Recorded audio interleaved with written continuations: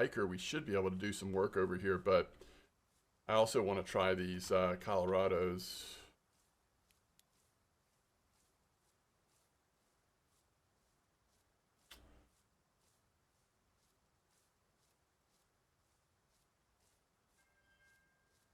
Yeah, I mean, basically, as long as we're fishing at spots that have a good bite rate, I'd say that's all we care about, because ultimately you just want to get those micro jigs unlocked. Just so you have more really effective options to cycle through. That red and black one still seems to be doing pretty good work.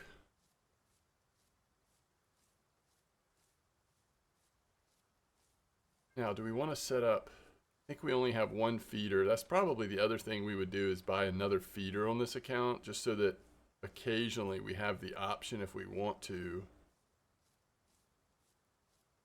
of putting a couple of feeder setups out. Yeah, it's going to be right on this little dock, isn't it? Yeah. So we're both casting this way as well as straight ahead into that section. So let's just see what we can and want to do here. Well, we have nice worms and stuff. Red worms is definitely... Let's start with red worms. Size 10 hook. Seems like a really solid... Now, I don't know... I'm going to do a simple 15-meter clip.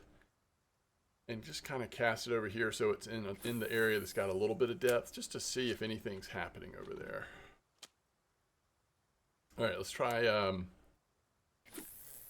shore side first. Green and black. Okay, cool. We'll give that a try.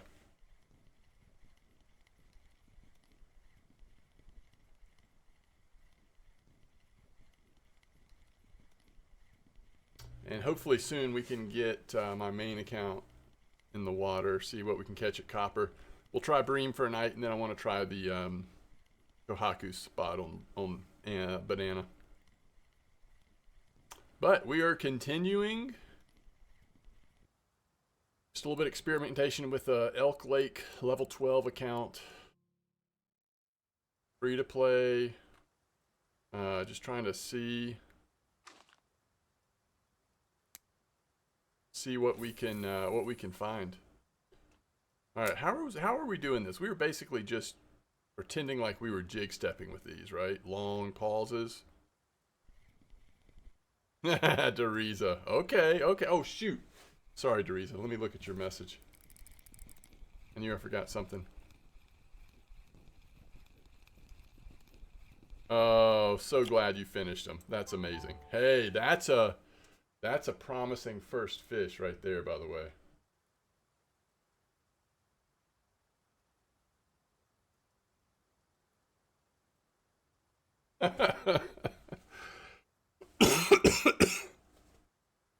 Yo, that's good stuff. Going to Corey to pick up some milk. Be back soon, MDawg. Yo, that's pretty awesome, Teresa. Yo, what is this? How do we not have a... How is this not a... well, I guess it would be so small. I want to turn it into a emote or whatever on our Twitch, but... Man.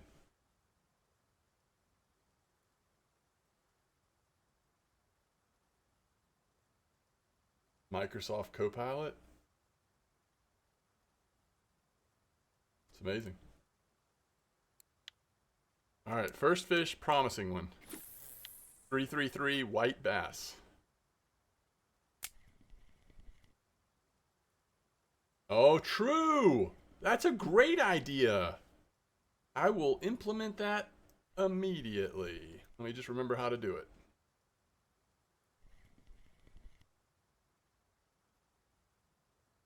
Can't catch a 4.5 burbot to save your life. That sounds very discouraging, Fatal.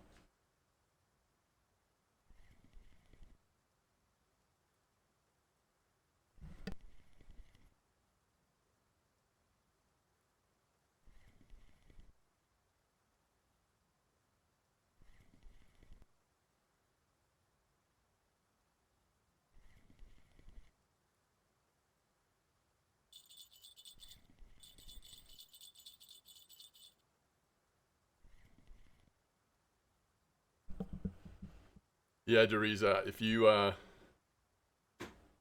just keep me updated. That's awesome, though. Such a creative be right back screen. Dark hue, good idea.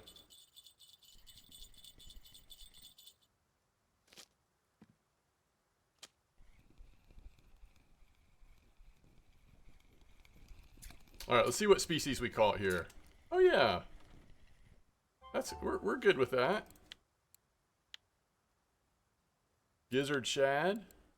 Catch an occasional gizzard shad over here on the redworm. I do want to put maybe crickets on there.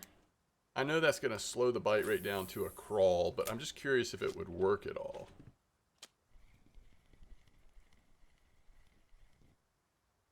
All right, let me see. How do I save image? I want to save it.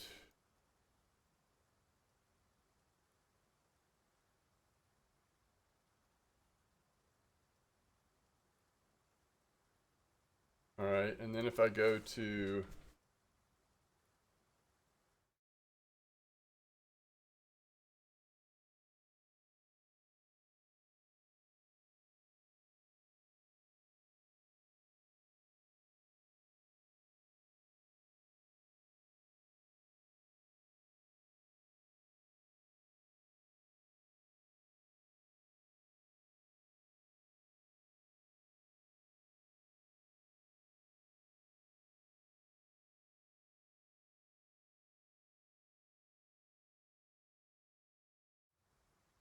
what we got so far.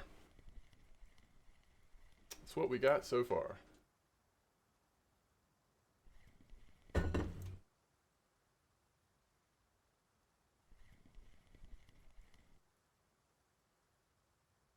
All right, let's try casting.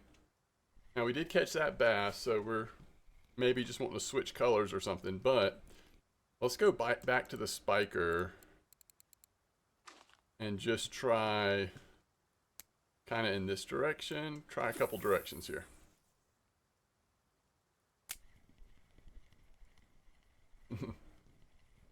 No worries, Teresa. It looks cool.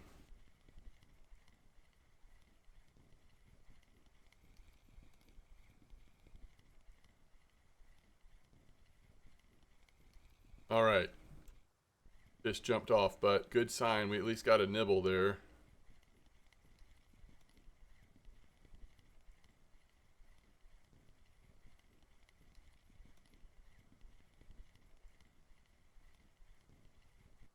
Slow it down just a little bit.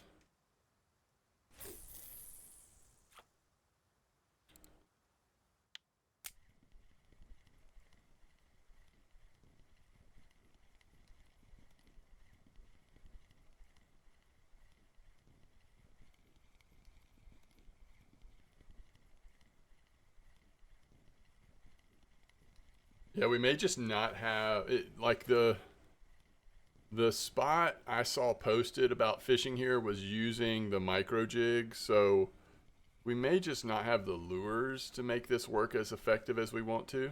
So we might be better off going to the other corner and trying for a bluegill spot or whatever, but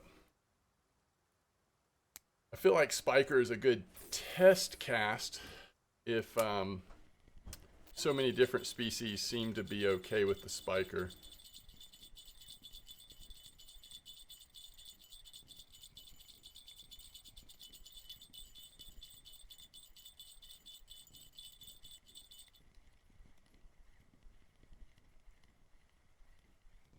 Bass, warmouth, shad, and catfish. So maybe I need to switch back to the Colorados and at least try those.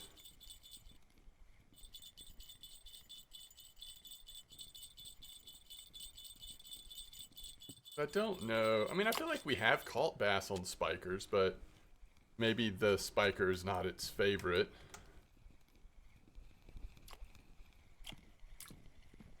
This looks like a red ear. I like to see that. Nice red ear on a cricket. That's pretty cool. Okay. What happens if we cast a mayfly larva in? Some stuff here does like mayfly larva, right?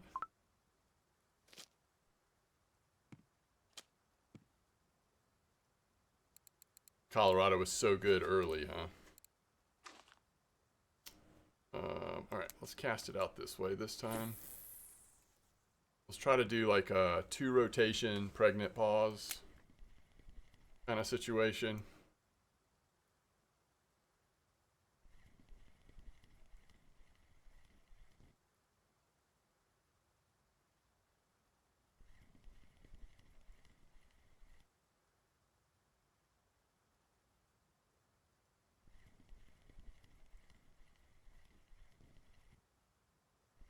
Oh.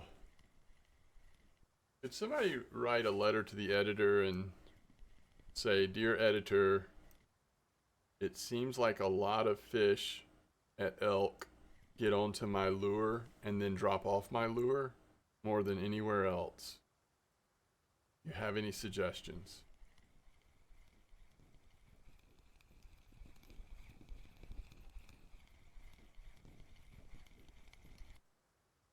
White bass. That's 2 white bass we've had in this area when we're using the Colorado. Where's my white Colorado, by the way? Is that just sitting on my other spinning rod?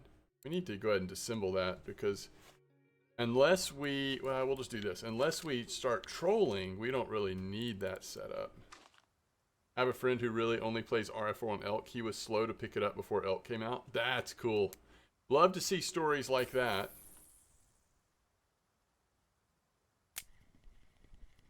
I mean, it makes sense, but it's good to hear that that is actually some people's experience. Is that right, Chasing? Interesting.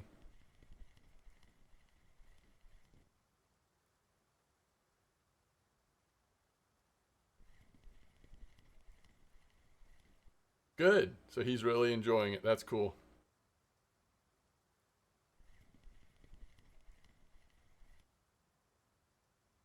Oh, as in that might be intended. Interesting. Well, I've got to, if that's the case, I've got to get out of the habit of, I basically like reset in such a way that might discourage the follow up bite if that is intended. Oh, that's so cool, Trains.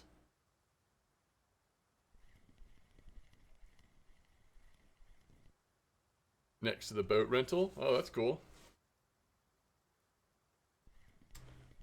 I think I might just like wander over to this corner here where this 0.5 is. If you're saying that that's a pretty good spot too. We'll try that out in a minute. But let me get a 1600. Actually, I think it's close enough. Let's go ahead and get our rods in the water for copper. I do want to make sure we get a full bream night in. And then we'll be ready to. There's no way I had a clip on that with as far as that just went. Right? See if that looks the same. It actually doesn't look that different.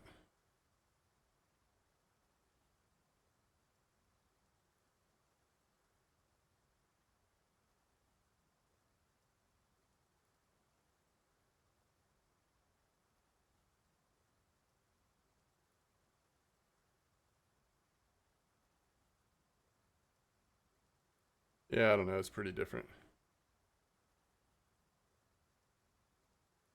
We'll just let it sit and then we can recast if we don't see something. 36 fish in 30 minutes on Seversky. Oh, that's always fun. That's always fun.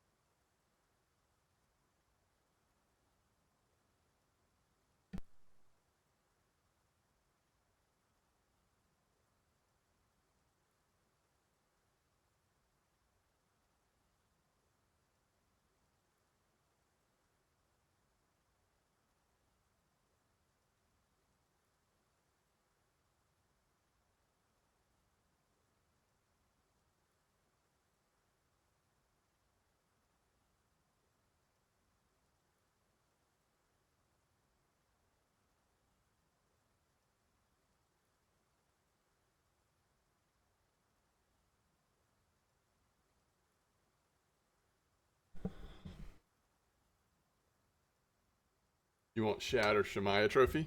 Maybe today will be the day. All right, let's double check. Actually, before we move,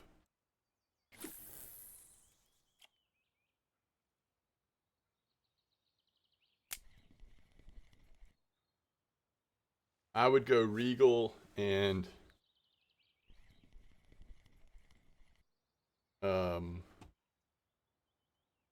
for Rod. I think the options for me would be Ocean Queen or Sensei for a good starter setup, according to how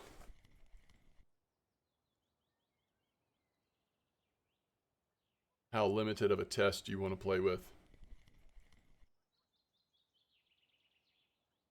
Oh, is that right, Trains? Wow.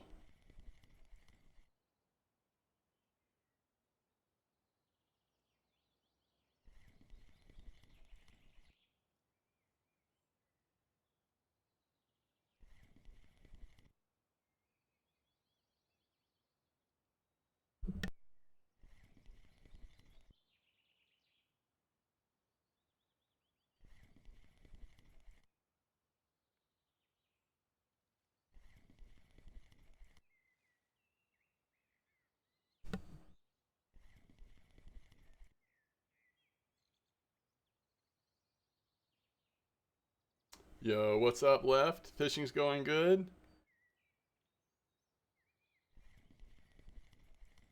Alright, I'm convinced this spot's just probably a little too slow for us. Oh, that's cool, Deriza. Hey, has anybody fished in the last recently? I think it's at Amber Pond um for the Barbel trophy, or just farm that spot. That's the other thing I thought about doing on my main account. Do I not have the Barbel yet? Oh yeah, I do. I was about to say. Just to see how good the farm was, but all right, first fish is not a bream. Is this spot a lie, chat? All right, let's get this back in here. To be fair, I don't know that they showed the net. They just showed the trophy.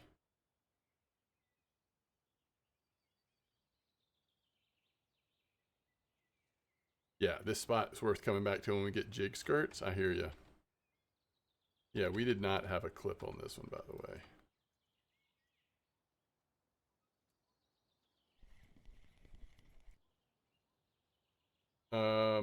They caught a trophy mirror in the Barbel spot. Okay, yeah, I thought about trying that. I mean, it looks like it's been a very good silver farm for folks.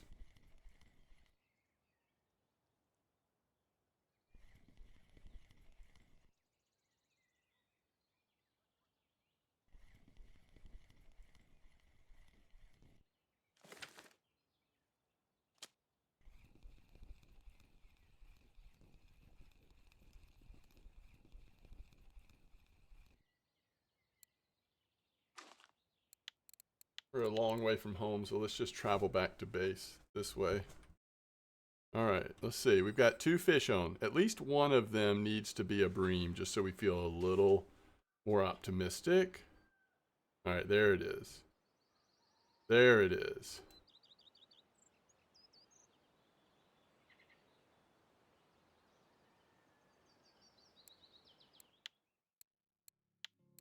I wonder why it goes mosquito, elk, winding. It's not alphabetical. 2 places with houses are first. It's not chronological.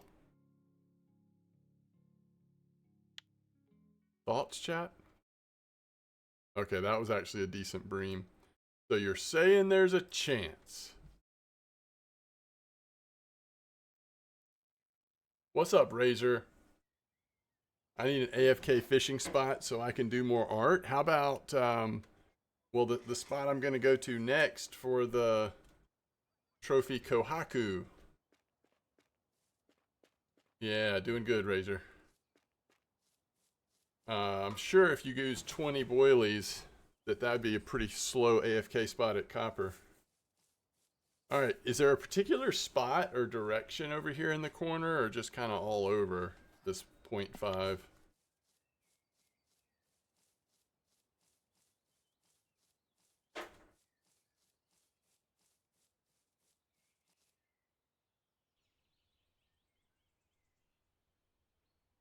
You said towards the logs. All right, let me see what that looks like.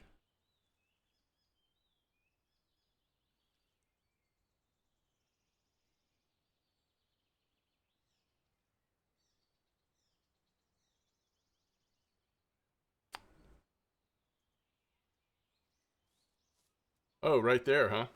That log? So just kind of straight ahead from this spot? Is that kind of what looks good? Mosquito is map 1, elk 9, winding 2.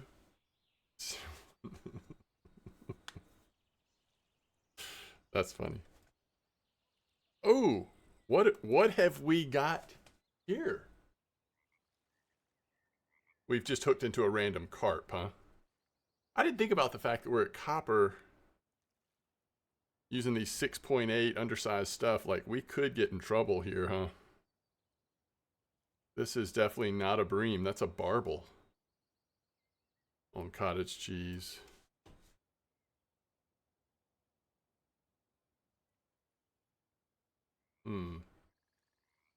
Spikers and jigs worked here.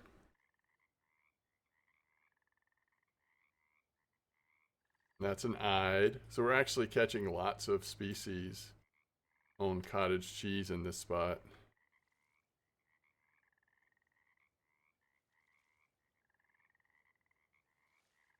All right, so let's go with this red worm. We'll just keep it 15 for now. Just kind of put it out here. Just see what else is nibbling around here. And let's start off with the spiker since we don't have the jigs. See what we can do.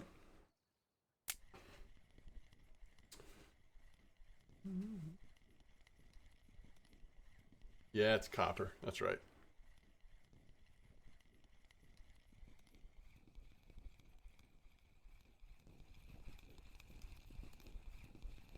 One cast, one fish. That's what I like. And it was what you said it would be.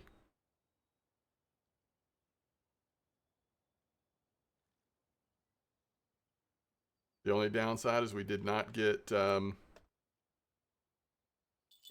spinning points for it, but other than that, pretty good result.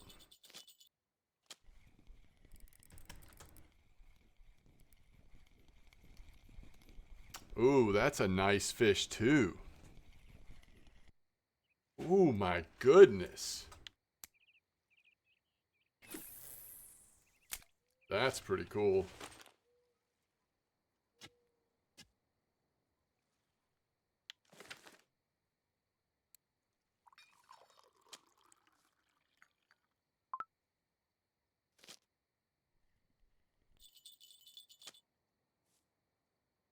Okay, chat.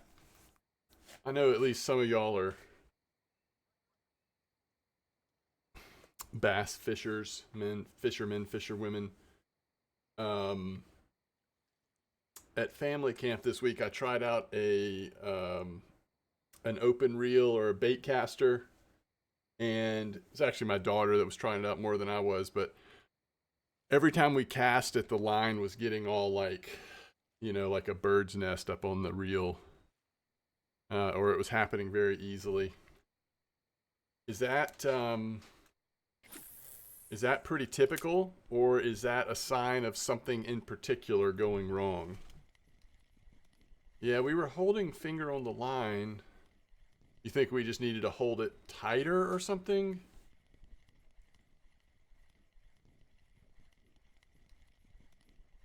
Brake settings. Okay. Yeah, I figured there was something that we needed to adjust. The white bass over here as well. Love it.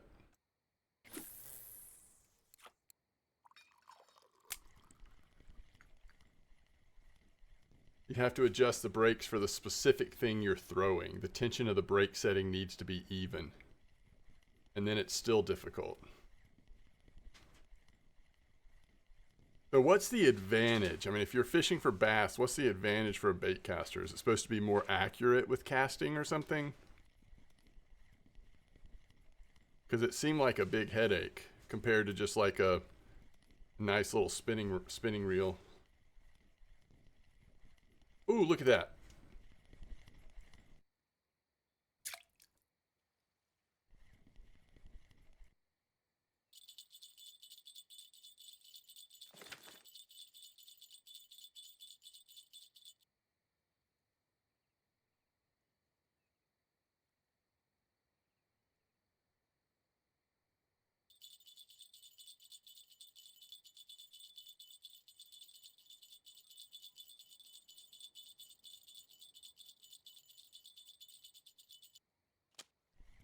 And the spool tension can be adjusted. Console Killer, thanks for the comment. Welcome to the stream, by the way. Speed. Once you open the caster to cast the weight drop, once it hits the floor, you do want the spool to have back spin. Once the weight hits the bottom, adjust the brake via that. Wow. That seems a little intense. Maybe till you get used to it.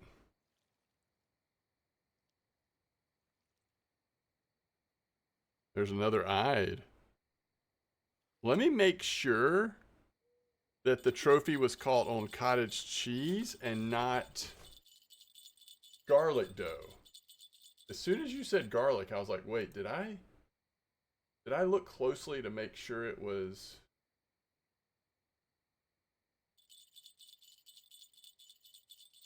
Let's see. Yeah, that is definitely cottage cheese. Okay, just making sure.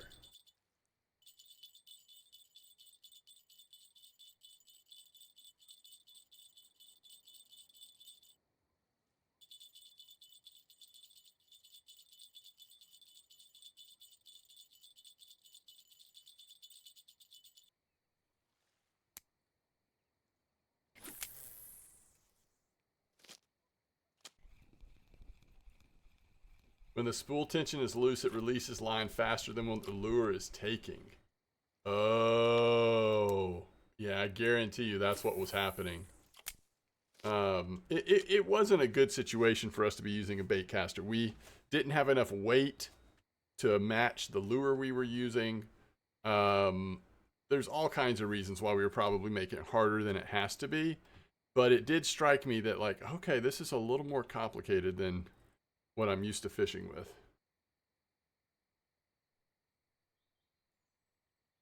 Nice bream. Love to see it.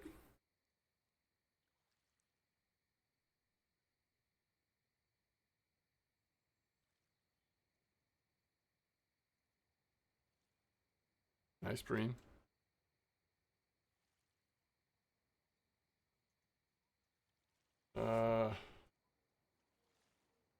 If you're good with them, you can get further distance and control with a bait caster. Nice. You get about the same accuracy on close range. One of the advantages of spinning reels is that you can throw sideways easier underneath branches. Bait casters seem good for large open water. Gotcha. I think, based on what y'all are saying and based on my experience, I think I am going to, next time, if there is a next time that I buy a spinning rod, I think I'm going to get a spinning reel, not a bait caster, for what I do. It just, I don't need to overcomplicate things.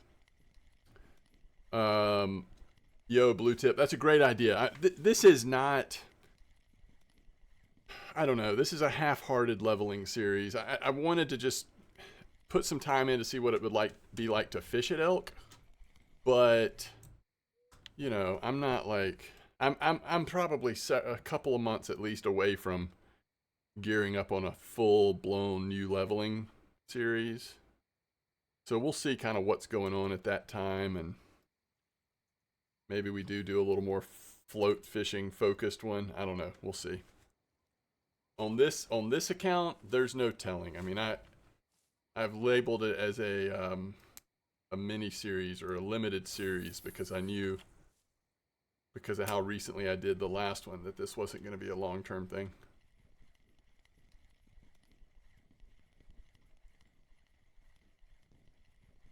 I just tried a new float fishing. That's funny. When I was a kid, I just put weight on my caster and practice in the backyard. Bait casters are better in every scenario, but it takes time to learn them. It took me a year to master my ultralight caster setup.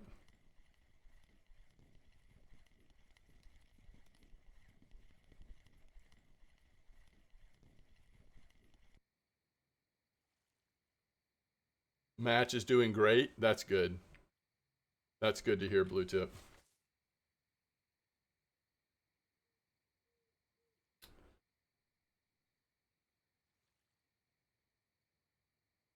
All right. It's nighttime anyway. Let's try something else here.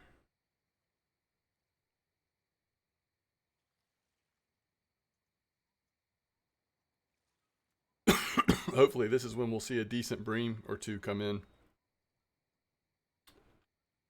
Yeah, it does look like we're mostly getting bream now, right? Now that it's actually nighttime.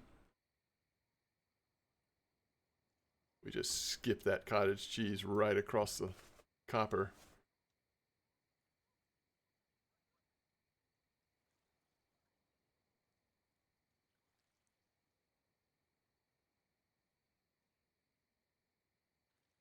The other thing that was a little bit of a surprise this week, not exactly fishing related, something that I haven't done in a long time that I enjoyed way more than I expected, was just a nice 3-mile hike through the woods by some creeks.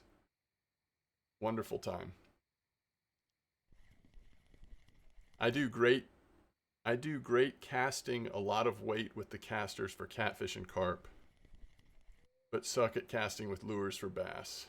Interesting. Yeah, it was good, Razor. It was a good time.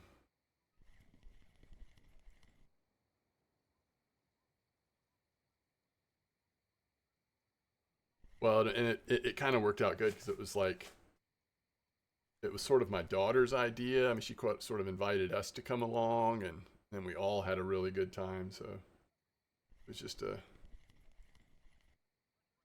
really good situation.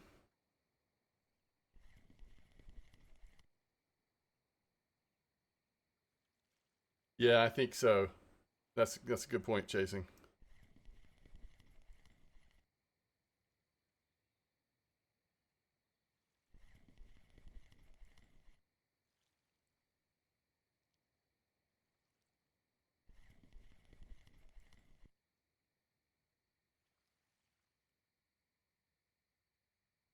My son just got a, what do they call it? Is it called Cast King? Is that a brand, y'all? Something like that. And he got a bait caster, and he's been using it a good bit, and I think he's gotten pretty used to it and is enjoying it. Okay, I might be saying the wrong thing. Hold on, I can find it really quick.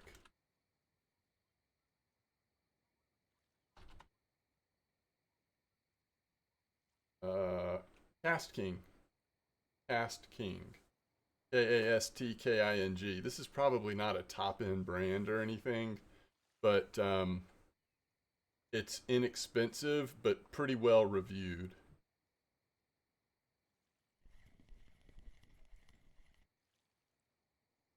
When I'm not sure, Royal. That's a good question, and I just don't know.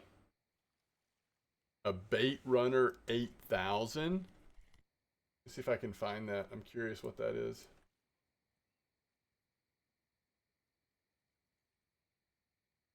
Is that a Shimano? Shimano? Is that how you say that brand? I mean, that's a really good brand, right? That's a spinning reel. I'm seeing it for about $200 just the reel. Maybe 170 if you find a good deal.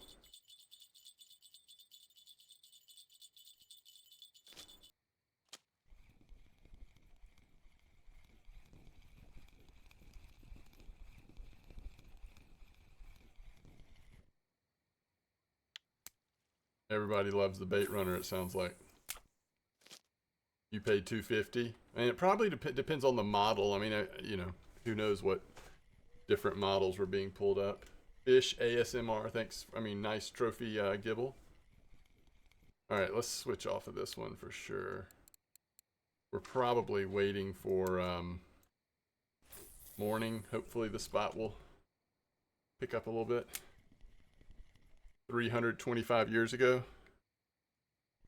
I wonder if it was better quality 25 years ago. Some things were.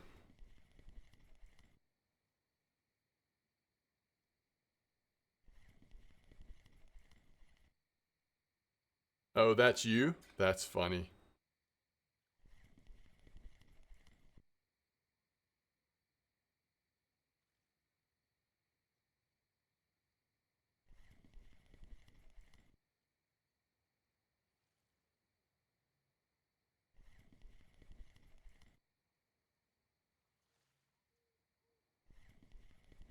All right. Yesterday Riley, today Murphy. Get some of these guys going.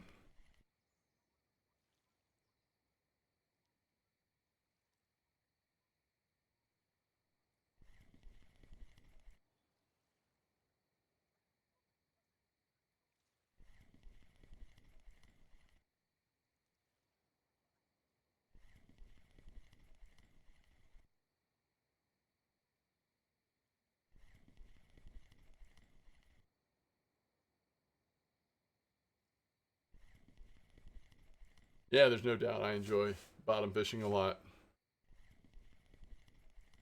Especially if you're just like different degrees of wanting to be focused, you know? If there's other stuff going on, it's just not that it, I mean, it can be intense at times, but it's just a nice way to do it.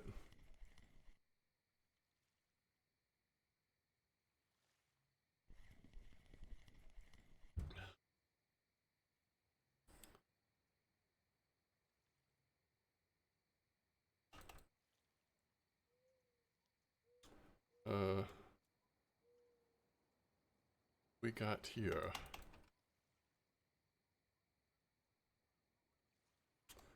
Nice bream. They're getting a little bigger. Was it 150 in the morning? That's 3.6 kilos there.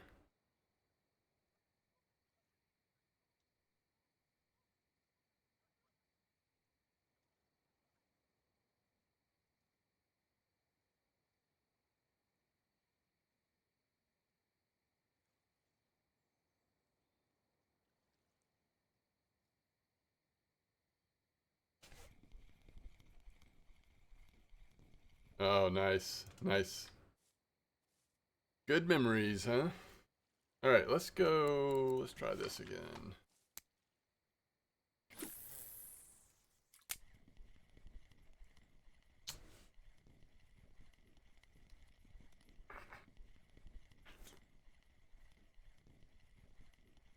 I think everything will just pick up again once it's morning. Typically, you can still do okay in the nighttime. At least spin fishing, it seems like it's slowed way down here.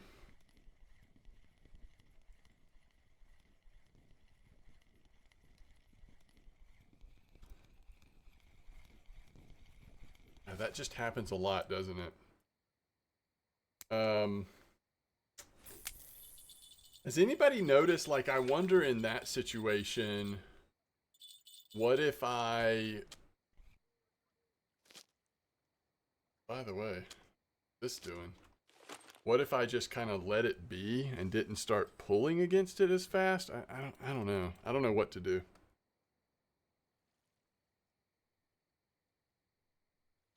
Another nice bream.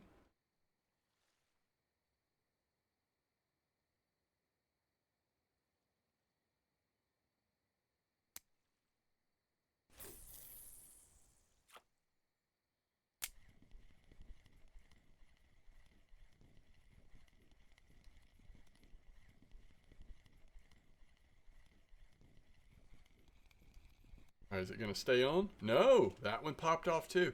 It's happening just about every fish. At least right now.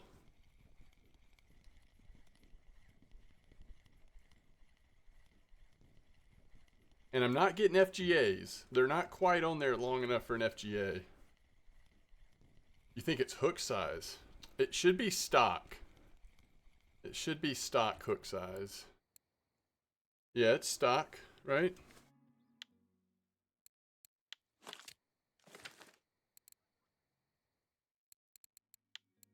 You think it's hook size related? I don't know. I mean, it happens across so many different lures and setups. There's another bream.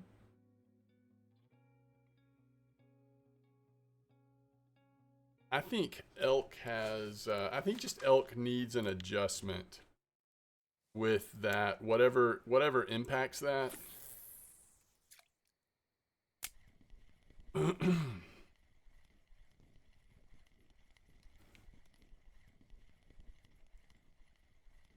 So you did not notice these problems? Well, maybe I'm doing something that's causing it.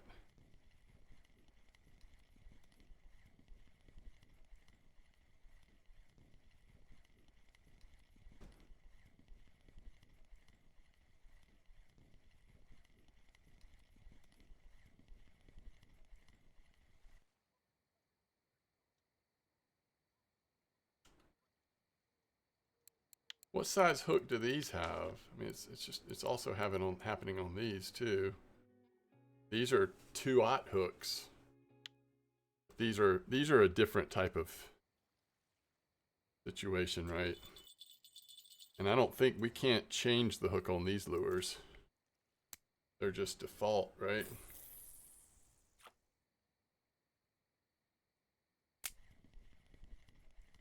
You know, I probably do get in the habit of once there's a fish on there, I usually hit control right click out of habit sometimes.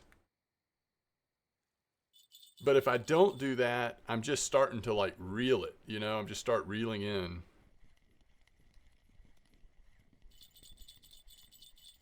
Yeah, maybe I need to not set the hook as fast.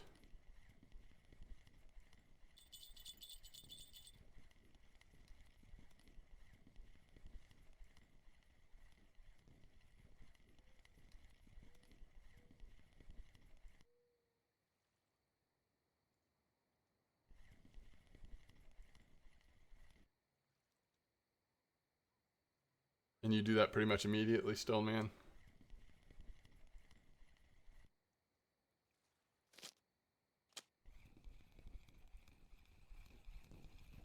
I don't have bigger hooks right now. I'll get them in a bit. Well, I am using a bigger hook because I'm using a lure that has a much bigger hook on it.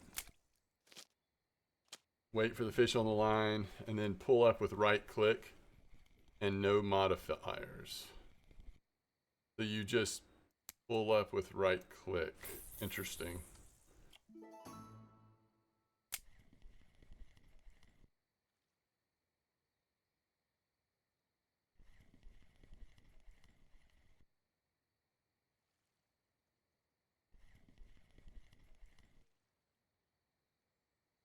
No, no worries.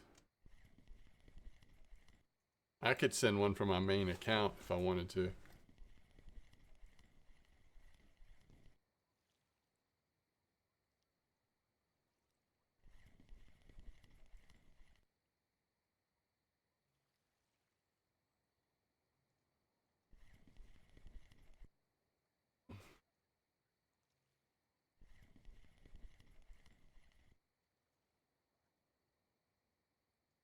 Has anybody fished off that starter dock right near the boat launch recently? I don't know if it's still the case, but for a while I felt like with these Colorados, like that was just the best spot.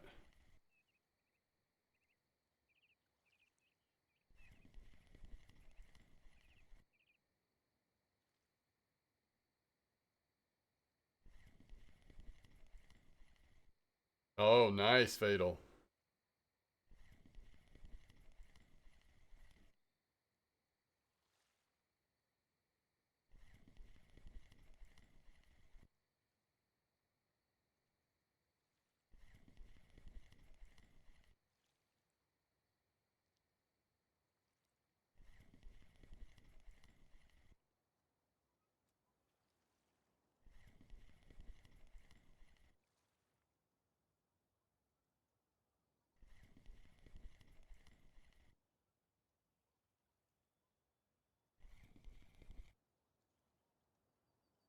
Oh, is that right, console? That's cool.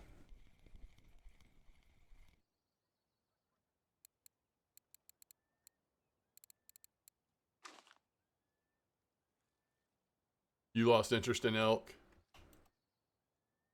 Yeah, I can understand that.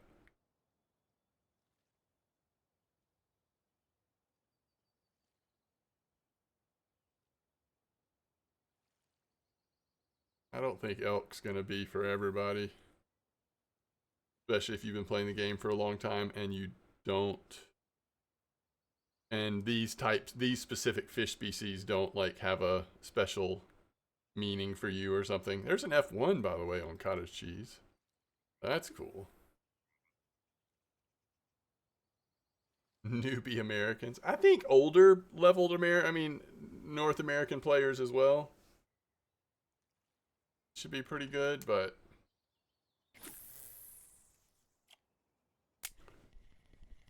if anybody's like super focused on, if they are higher level and they're super focused on like, I want to make as much silver as I can, and they're used to like copper Norway or whatever, tuba, again, I don't think this is a good spot for them. But if you're not currently feeling pressure to make the maximum amount of silver possible, and if catching these fish species has a connection for you, then there's a lot of fun to be had here for sure. Okay, thank you, Chasing. Is that right? F1, your first blue trophy? Wow. The heck of a blue trophy.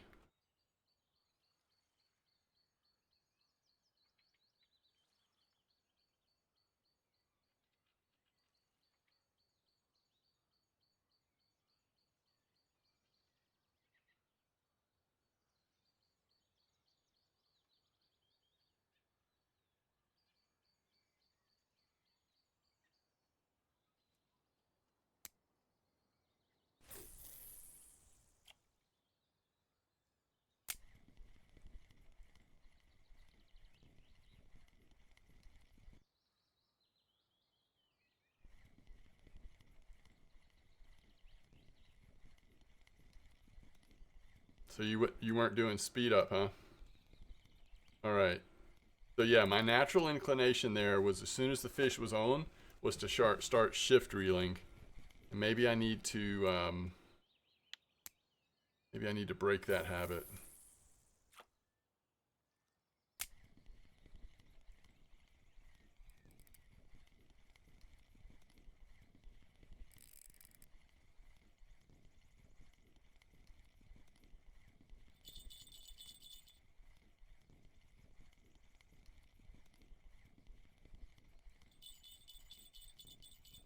The old crucian carp.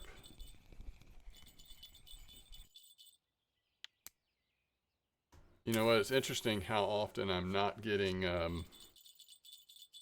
how seldom I'm getting points in spin fishing. What have we got here?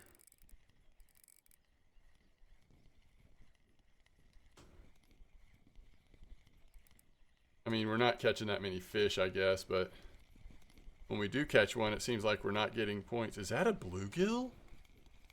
Oh my goodness. Holy cow. Of course, it comes on bottom, huh?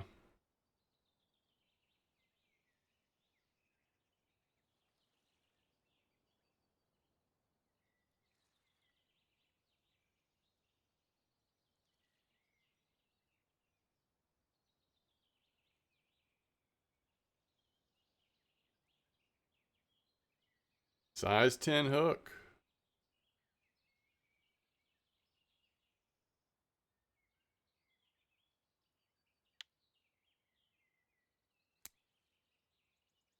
About a 15-meter clip on redworm. Thank you. Welcome to the stream. Riverty. You caught one on a finesse 1/4. Nice.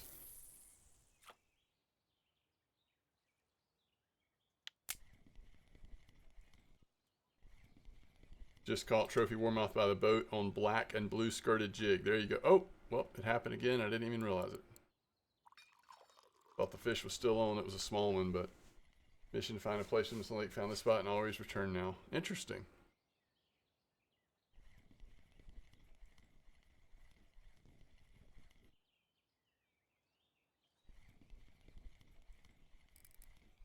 Okay, it stayed on. It's a bluegill.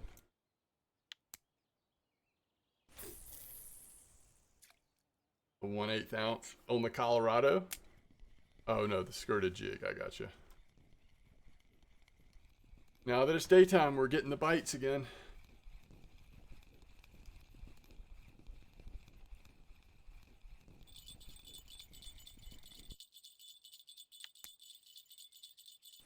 Still not getting spin fishing points, I guess, but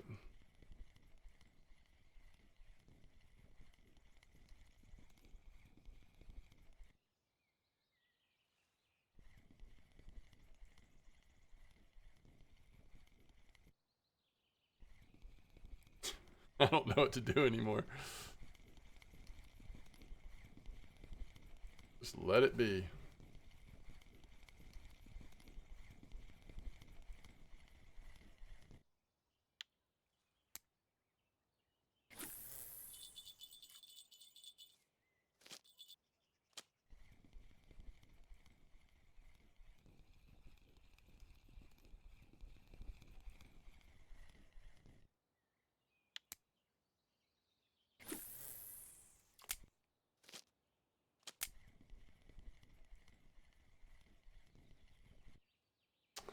Most of mine have been at night.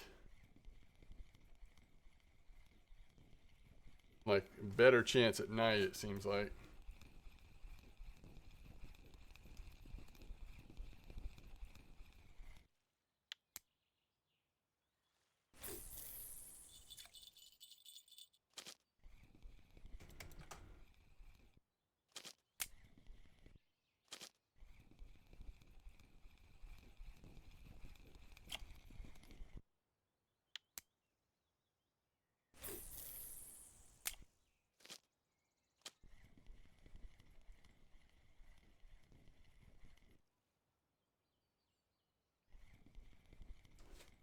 Ultralight setup did well, but it's risky for skill percentage. There we go. 20.8. It would just be nice to hit 25 so we could experiment with some of the jigs.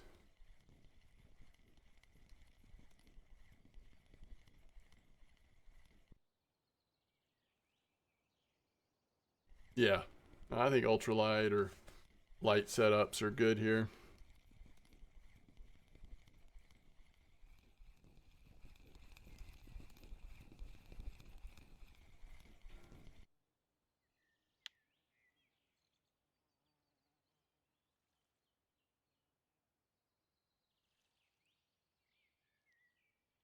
Getting a little late for our trophy to come in. We'll pretend like it still has a shot and keep going for another couple minutes, but realistically getting very doubtful.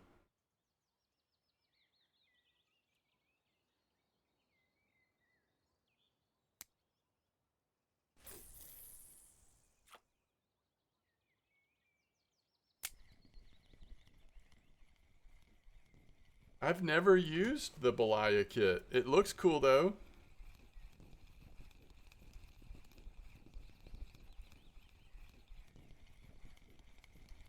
I haven't looked carefully at it, I guess I should say, but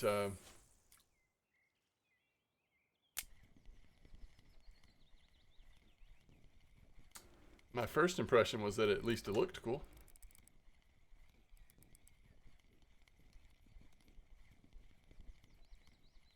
When did that thing come out? Bangkok? Was that recent? Seems like it was fairly recent, right?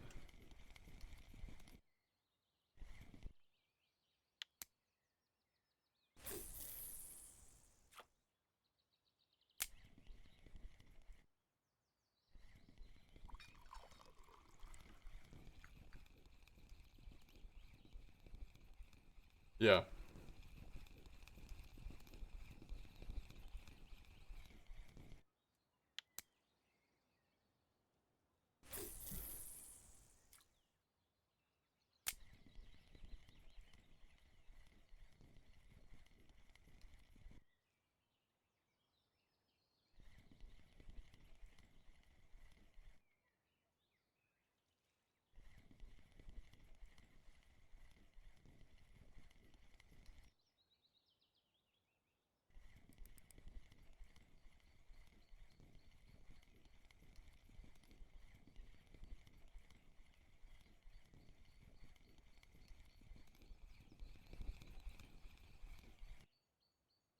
21.3.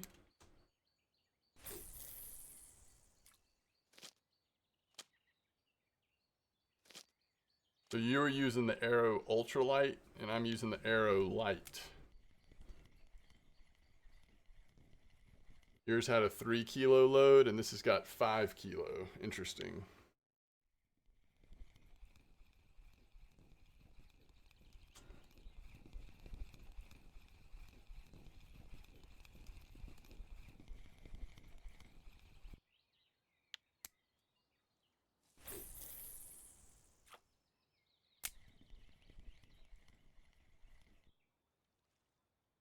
The Versa is 8.5. Wow.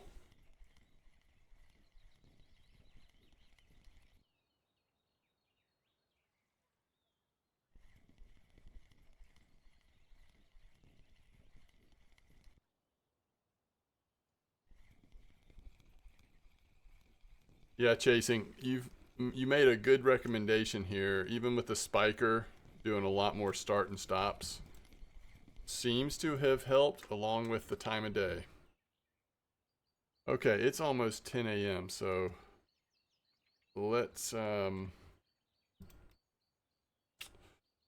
get our feeders ready. We're gonna be using Royal feeders. Pop up. Oh, it looks like they might already be set up actually.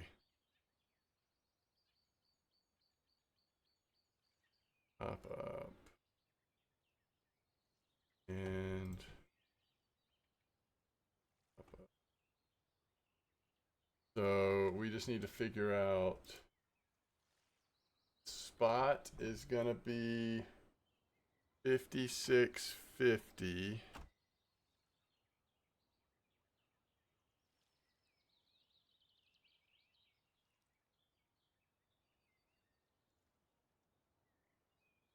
Flip 17.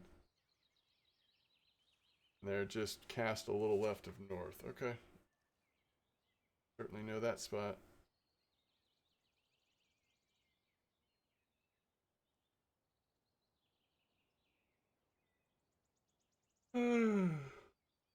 So the rod is 50% XP because it's light or whatever, right? And it's 22 max load. What reel is it? I don't remember what reel it is. Just for fun, I was trying to let one more. Yeah, whatever we're doing now, or not doing, it's all of a sudden the fish are staying on a little better.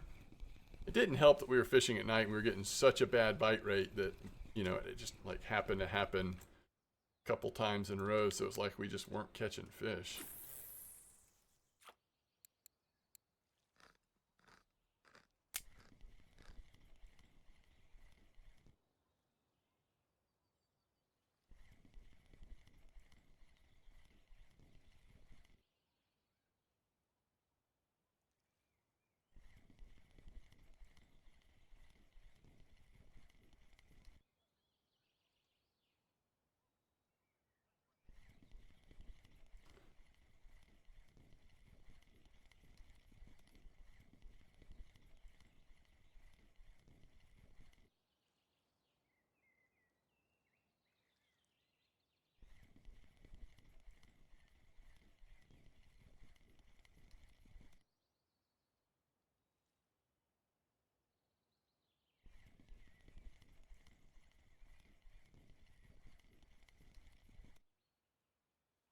Yeah, I think it's, you know, as always, it kind of depends on the situation. But because of the way we set up rods to be the strongest point of our kit, it's often the case that if you do upgrade the reel first, you can take advantage of some of that power, but still be cautious and not set up your stuff inappropriately. So nice having a free travel to Copper and just being able to quickly travel off and then back. I think I'm going to move to the main dock here and just see how we do off the main dock for a bit.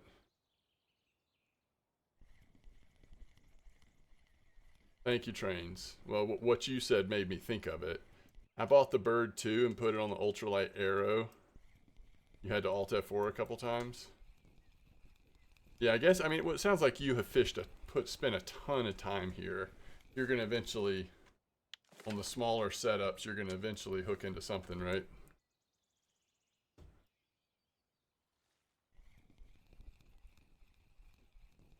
Why did I just travel to elk?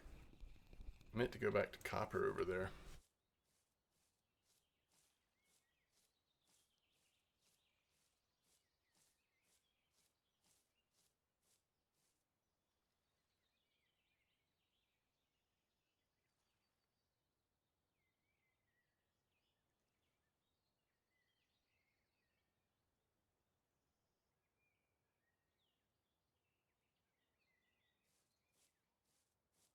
One to 20?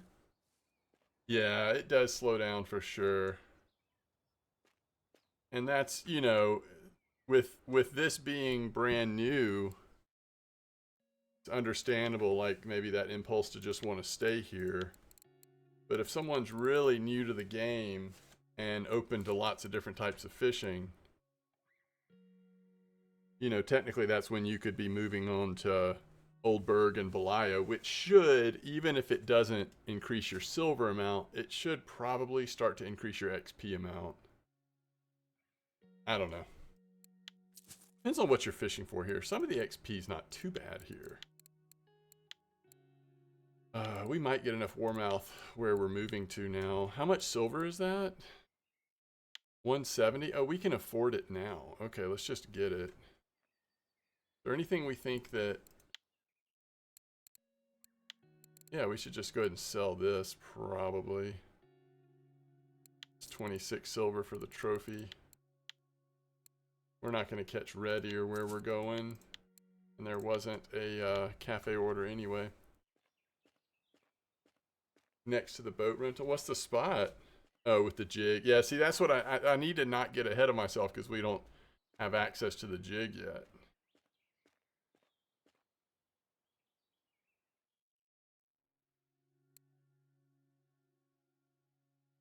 $450 silver in an hour at Seversky? Trains, that's insane. That's so good. You did find a good float spot. Holy cow. I love it. All right, we're going to get a second kit of the feeder fishing start. 149 silver variety. I know that it's not best here. But if we're spin fishing as much as we are, you don't, in my opinion, I don't really want to have... what am I trying to say? I don't really want to have float out. Need to get an upgrade eventually. And we could do 6 on this one. We'll just do red worm on both for now. What do y'all think? Let's go to like a 12 clip off this dock.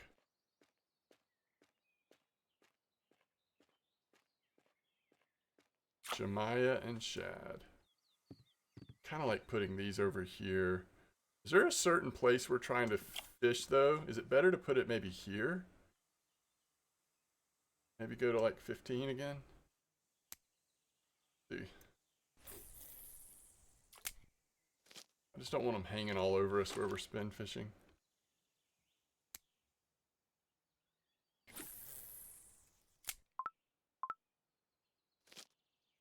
That's awesome, trains. Good spot for happy hour with the, you're trying to level up float fishing especially. Holy cow.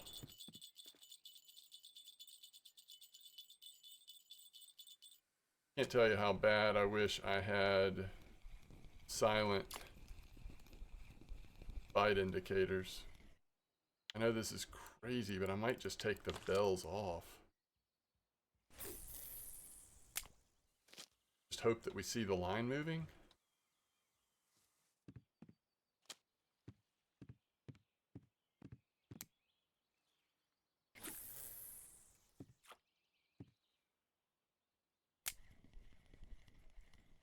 Yeah, rod will bend, line will move. We should be fine. Yo, what's up, Talon?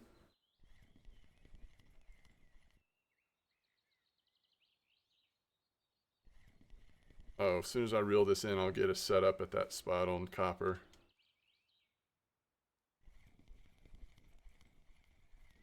All right, we didn't try to set the hook too quick. Fish stayed on.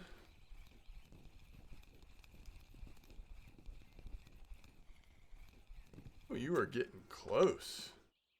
Yeah, we'll eventually hit that warmouth order in this spot, I bet. You're doing better today. Glad to hear it. All right, we're going 5650, 17-meter clip. Already got the stuff on there.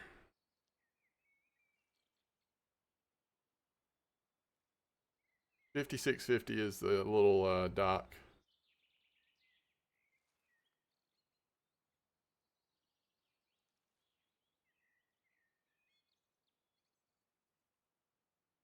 And we're basically casting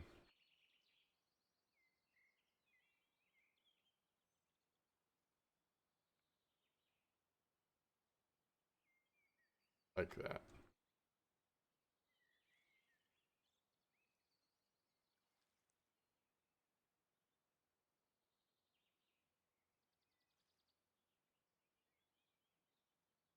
All right, has anybody tried this spot? How slow y'all think this will be? I've got size 20 boilies on all three. But it does have corn on there. That matters. And large one hook. I'm not sure why it's using Zenith. That's going to annoy me.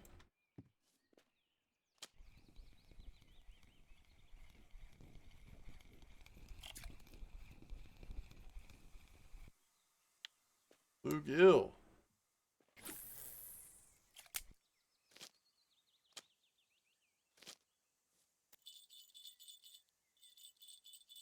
Okay. Let's go Mugga.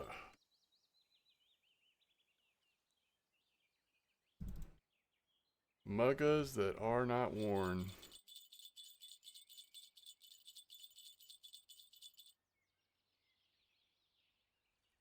Banana copper.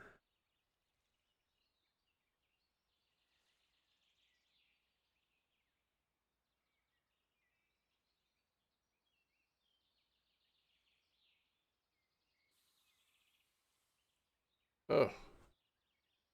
Got the wrong hook on all these. It's disappointing.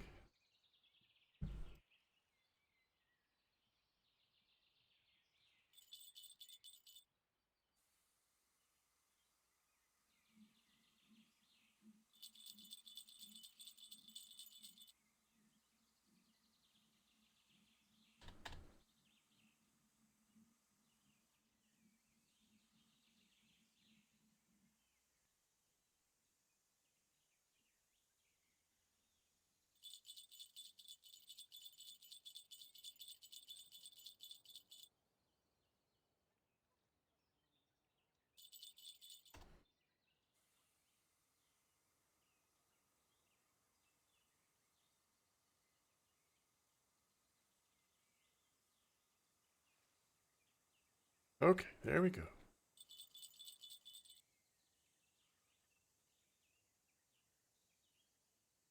Get our chair out.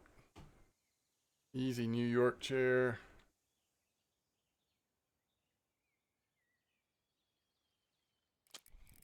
We're good to go.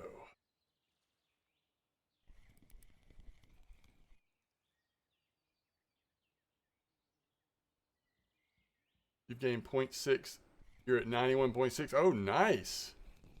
I'm trying banana right now. Oh. Wait.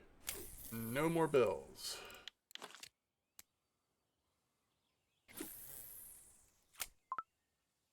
Linux, don't jump out of the water.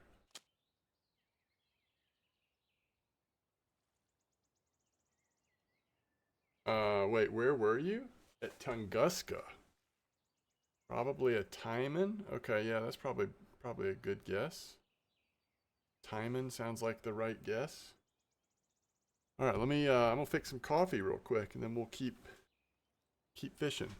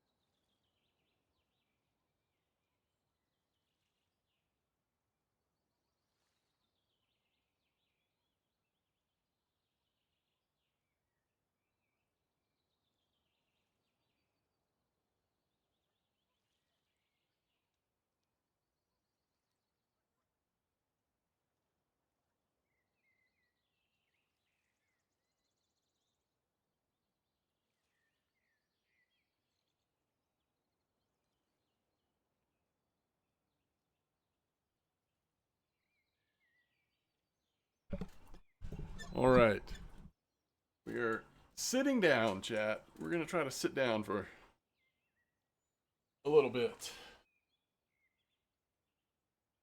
My back is letting me know that it's time to sit down.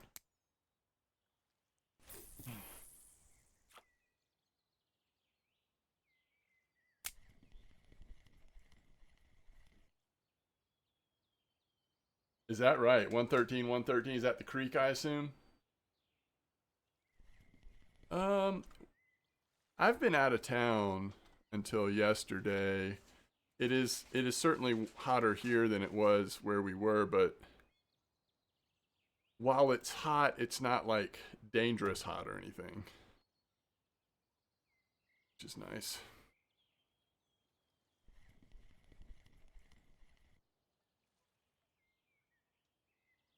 Oh yeah, that's the creek entrance. Yeah.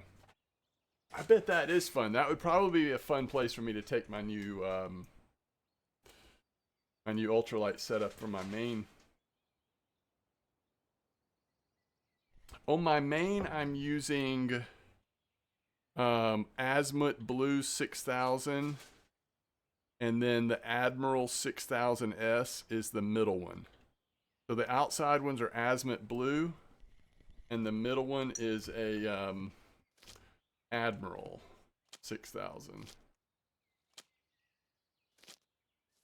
Basically, I actually don't use those setups as often as I thought I would use them, so it hasn't forced me to think about it. But I haven't really settled on which reel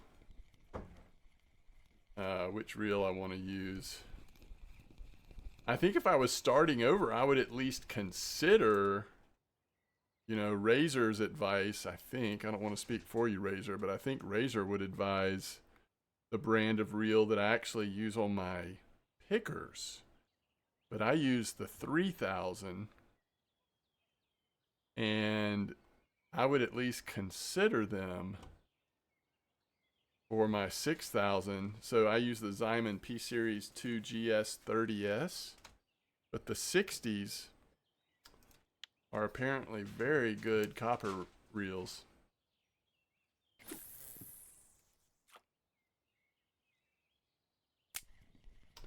Now, why is Azimuth a trap? Because they look so good, but you don't like them? Oh, why is it so high?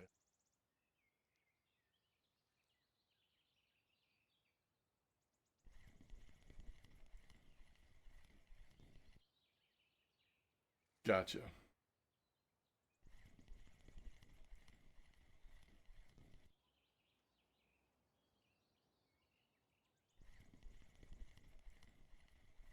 Well, these Colorados are definitely not working as good here.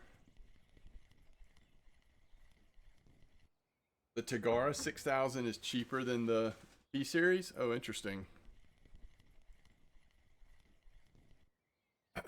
I feel like these. Ooh, hey, these Colorados have slowed down a little bit in this spot.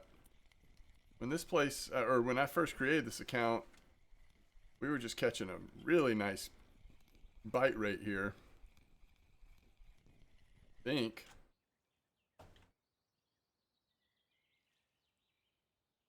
Maybe this spot in general has slowed down a little bit.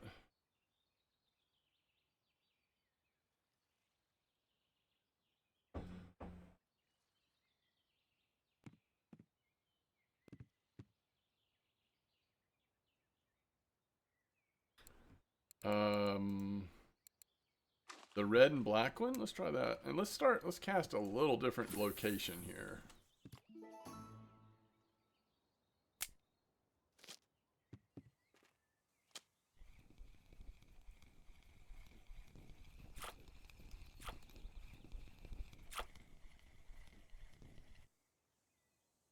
All right, Gizzard Shad.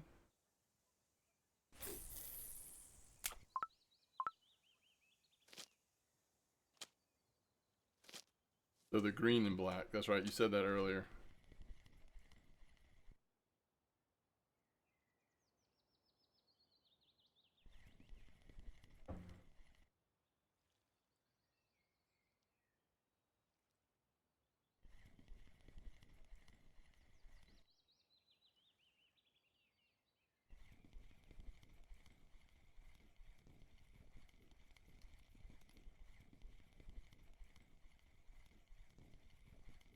All right, at least we got a pretty quick bite on the red and black one. Warmouth. If nothing else, we want to knock out that Warmouth cafe order. You said green and black. Do you mean like these two lures? Are you even talking about these lures?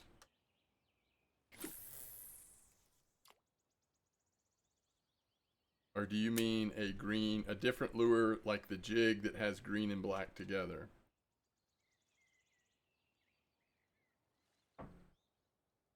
You're talking about jigs. Okay, yeah. You're like, yes, I wouldn't spend money on any of this. What's up, Disco Colors?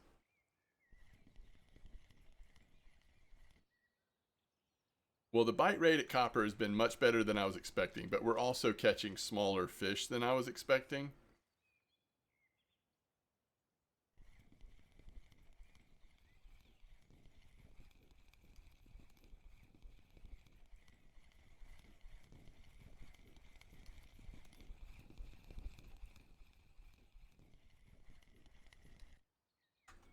Hey, it's a white crappie. Okay.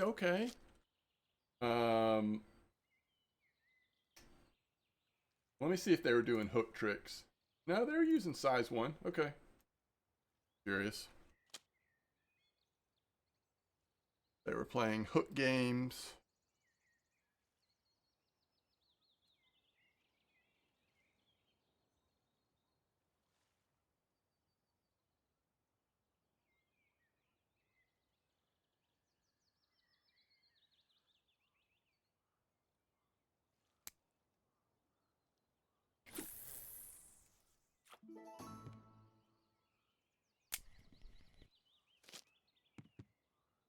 Yeah, it's you can tell like a size 10 hook is just catching a much better bite rate than a size 6, which of course makes sense based on the size of the fish we're going after. But I also don't mind the slow bite rate because I'd rather spin fish mostly.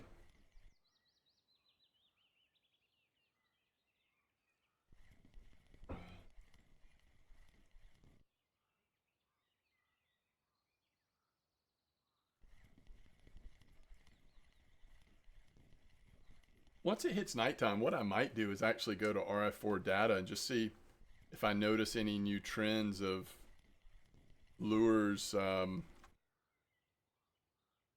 that we can actually use on elk. We're pretty far away on jigs just because we're getting points so seldom. We got to hit 25 and we're only at 21.6.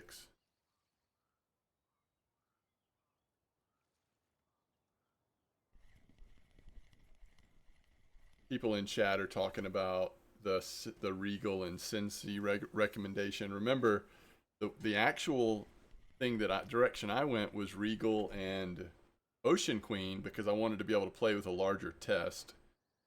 But I do understand why people go for the Regal early with the bonuses. Oh, totally. Yeah, I like using a 3-day parameter, but 1 or 2 is fine too.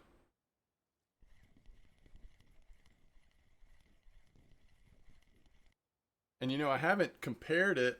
Does Blunty's new website do some of the same stuff?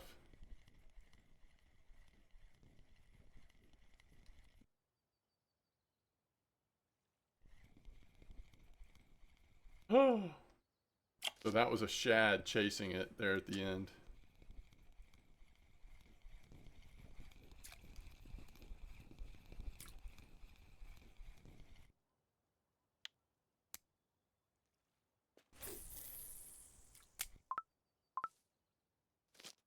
Is that the red and black one? That one is so fun right now, or it has been recently.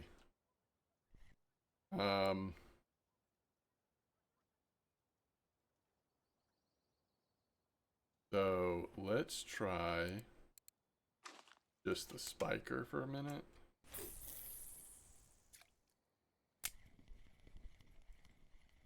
About to be overnight.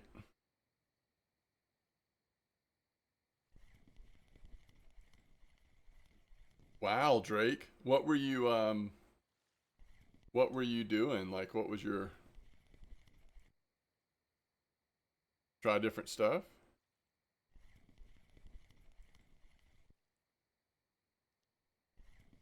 All right, there we go.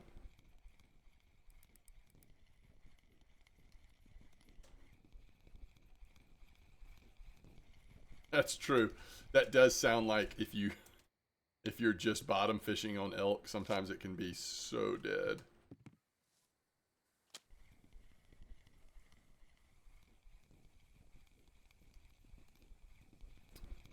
Kind of want to get another size 10 hook. What is this? Okay, channel catfish. Or even a 12. Instead of using this big old hook.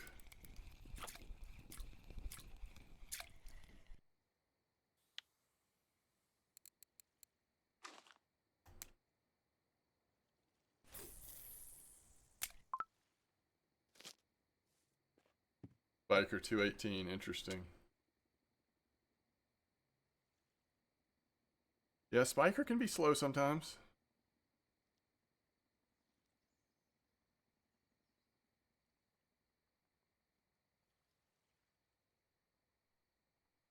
I think we fish a little longer before we do any RF4 data research because it's still should be pretty decent right now. What do you suggest farm at the moment? Best silver, no PVA, no C rig.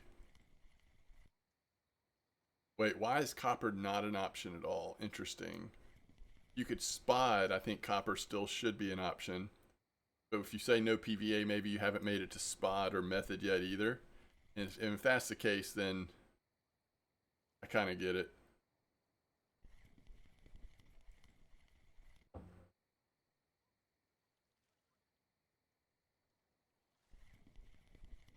There's a thing in this game, if your connection isn't great to the server, it can affect your bite rate. Really?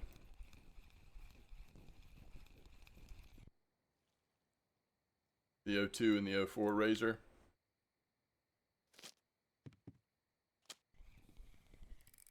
Holy catfish.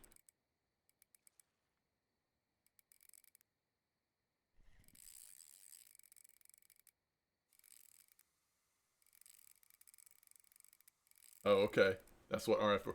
So all those are jigs, and I can't use any of them. I was hoping if I dug deep enough, I might find something non-jiggy. I mean, we can get jiggy with it later, but right now, you know.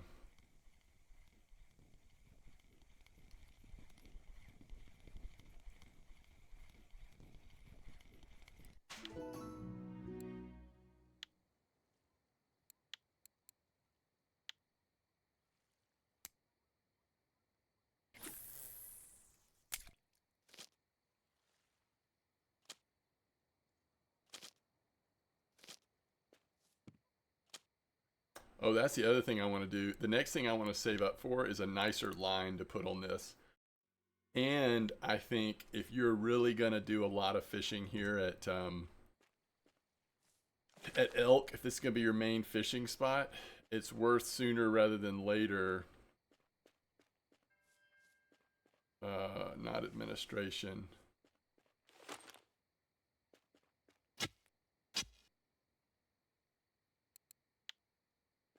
Razor recommends invisible mono.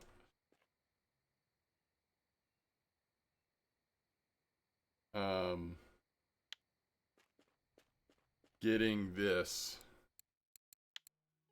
I know it's 386 silver, which maybe feels like a lot if all you're doing is fishing at elk.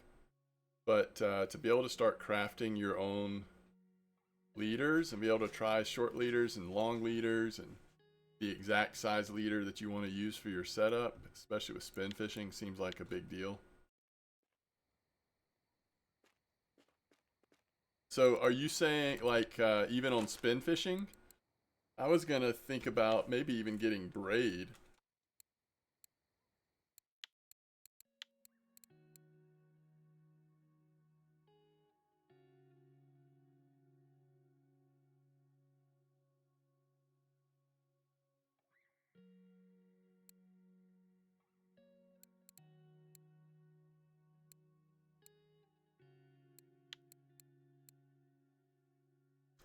You get 5.5 invisible mono for 74. But it's only a 100-meter line, which for my setup right now is fine. But can you get snake invisible in the bigger one? You cannot, can you?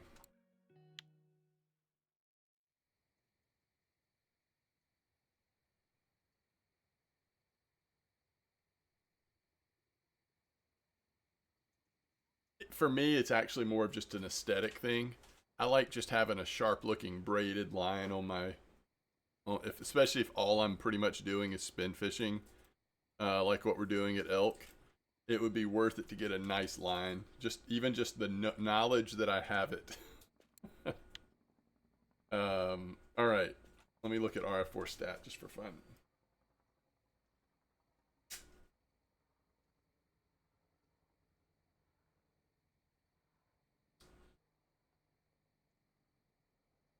Silk braided.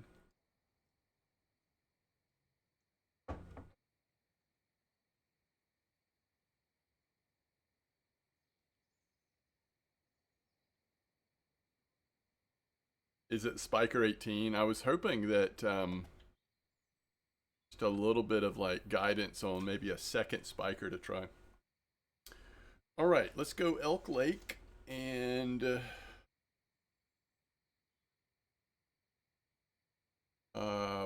oh, they haven't updated the fish pictures, huh? So let's look at something we're catching a lot of in this spot. Probably the warmouth. And wait, how do I change the let me go a different way here. Warmouth. Can I not change the parameters anymore?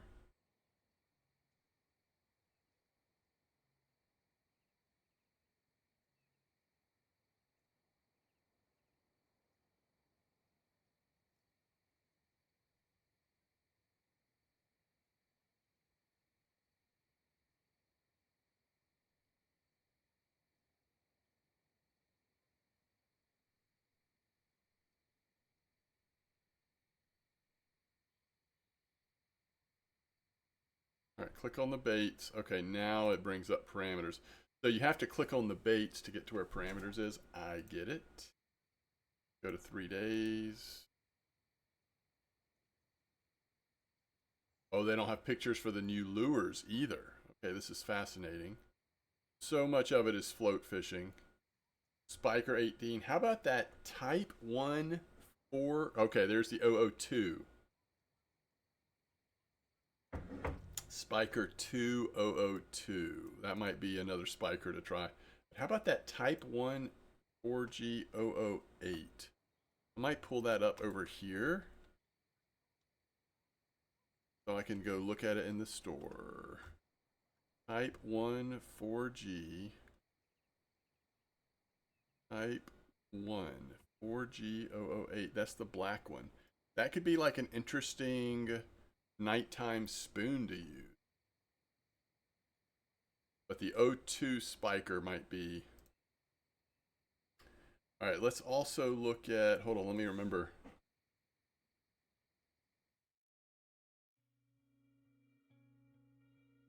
Off the 418. Oh, nice. Yo, Deriza, I don't know. I'm not good with that kind of stuff, but I love it. I love that you're thinking about it.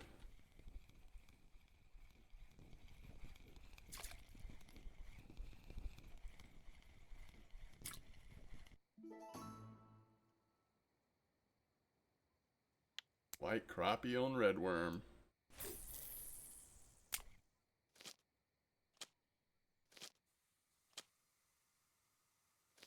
Alright, so we've caught... Oh, I don't know. Since we've moved, it's pretty much just been bluegill and warmouth. Gizzard shad is possible too. So let's look at bluegill. 41 baits. Parameters have been changed. We go down. You've got the spiker number 2 once again coming up pretty high. The Hornet 003, the fact that that's showing up is pretty impressive.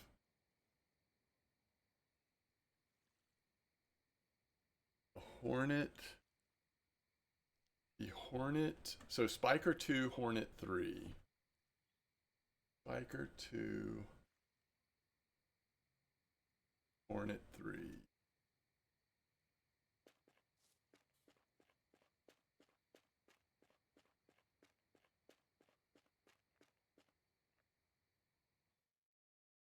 All right, first let's look at this. Type 1. 08. Kind of do want to try that because it's a spoon and we need something to use at nighttime every once in a while. Spiker 2. We do have this. You were saying, yeah, let's try the Spiker 2. We can't afford it yet. And then the Hornet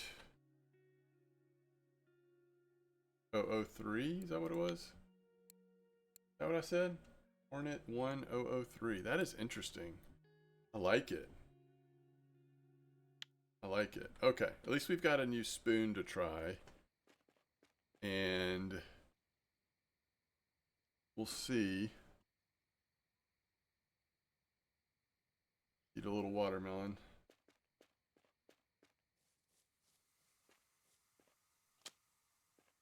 Yeah, if things are like they are now, we won't need to change. We should be able to throw this pretty far, right? Oh, yeah. Okay. Now we should be able to just do some good jig step here if we can find the right speed and everything.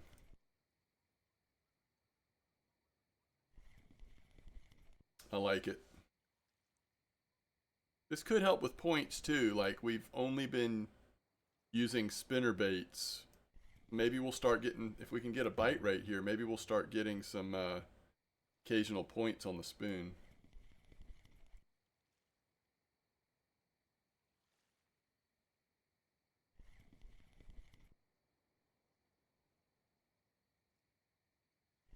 All right, let me check it out, Deriza. Hey, we caught a fish pretty quickly on this spoon. That's really cool.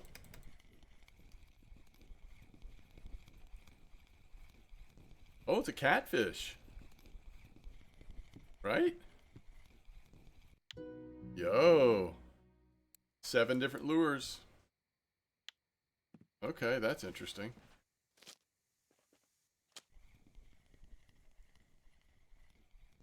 We're gonna hit level 13 soon. Have the catfish moved into this spot, y'all? I don't remember. I don't feel like I used to see catfish here as much.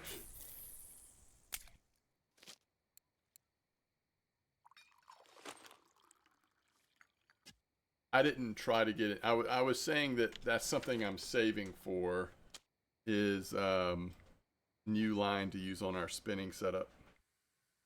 I was not prioritizing it just yet though.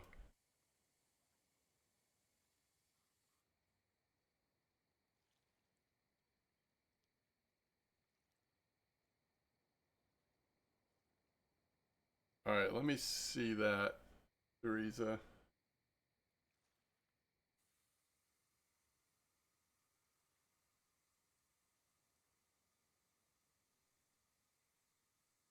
Version 2.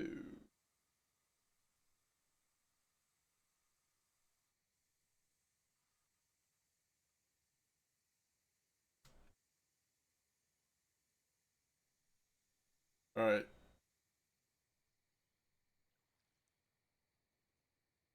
Love that RF4 thing you put on there. All right, folks, I'm gonna let you look at this real quick.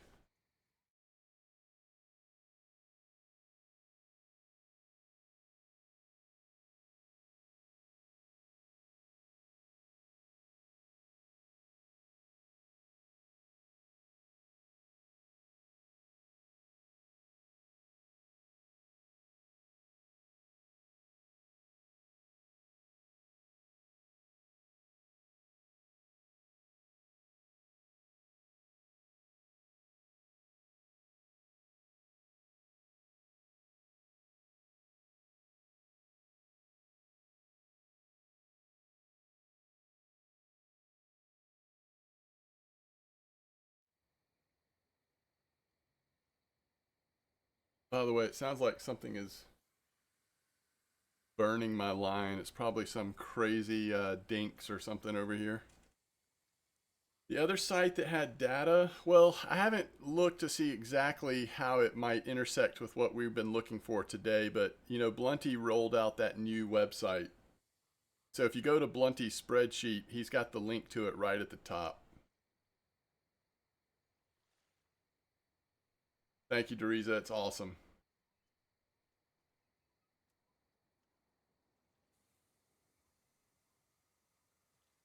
Yeah, that's something Deriza created. We're going to use it as our be right back.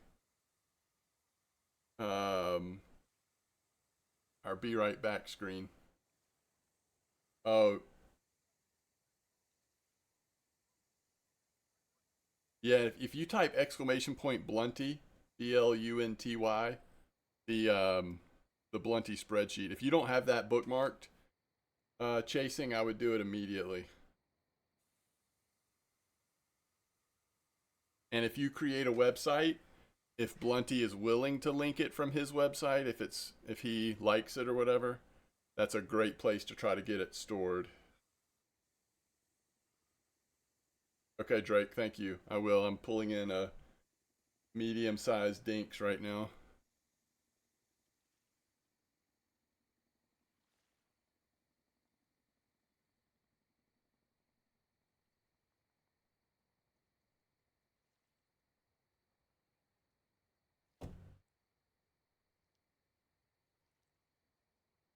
Small joke. MDawg has been away on a family trip, so I made this. Very cool, Teresa.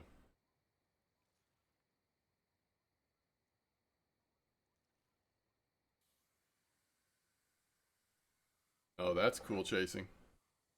Yeah, getting a little more specific on weather and stuff would be cool. All right, hold on. See if we can do two things at once here. I think we found another catfish, maybe.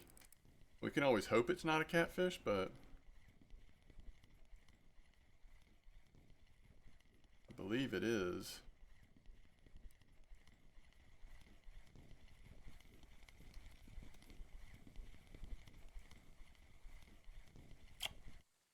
Yeah, as far as I know, if you're wanting to track something like that, you actually have to find people who are tracking that data themselves. And then trust that they're doing it accurately.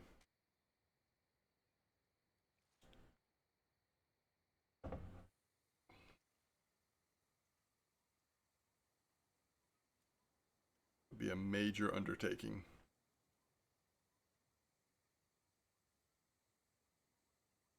I really hope we get to see what this fish is on copper.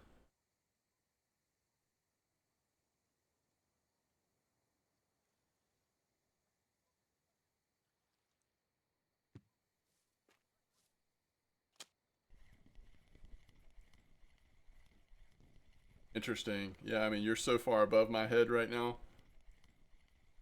Well, y'all may already know this, but I think the catfish have actually moved in to this spot.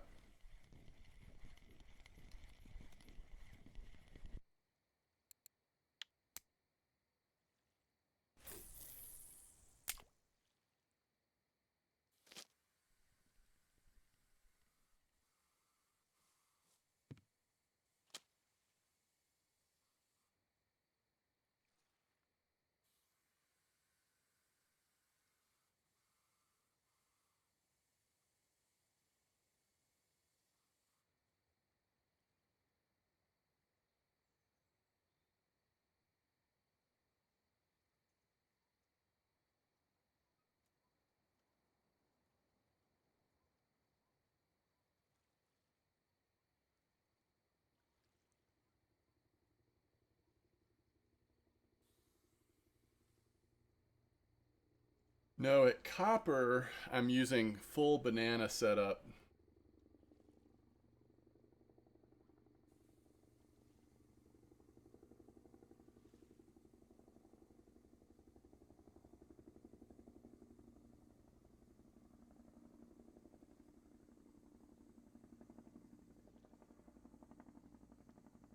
You know, I'm not sure anymore, carpa flower. I haven't gone for catfish.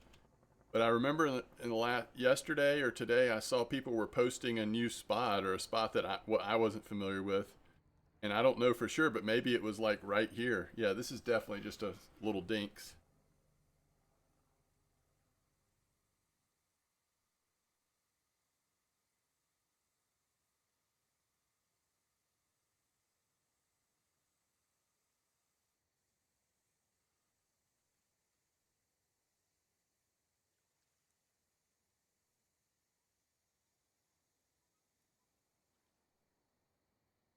That's great. A faster way to test to see what's working. You're talking about channel cats, not flatheads. Got you. I have no idea. I'm so out of the loop on almost everything right now. This is a pretty nice looking dinks.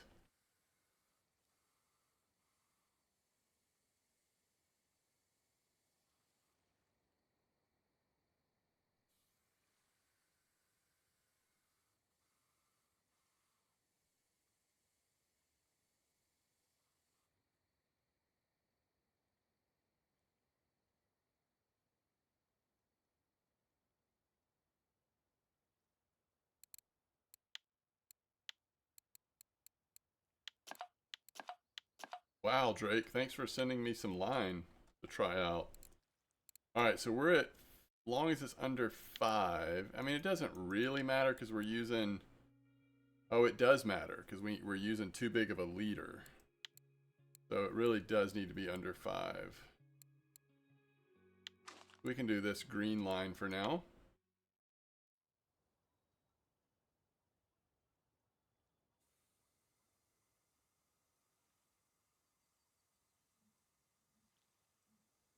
Yeah, chasing. Blunty's been working on it. Basically just linking a lot of other helpful stuff. And there's so much on there, especially for new players, like the way to level your ground bait effectively, or the way to level lures, or what skills coordinate with other skills. He's got a whole skill tree now thing where you can play around with, like, okay, let's say I've got 22 skill points. Where do I want to put them in? So good.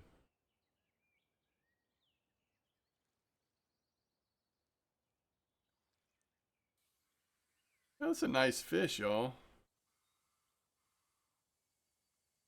I know these get massive, but still, it's a pretty nice size one.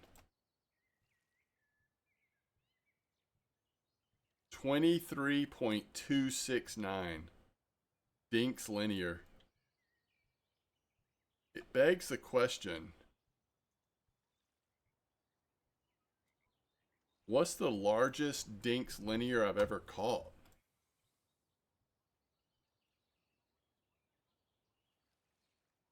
Okay, we do have a 25.602.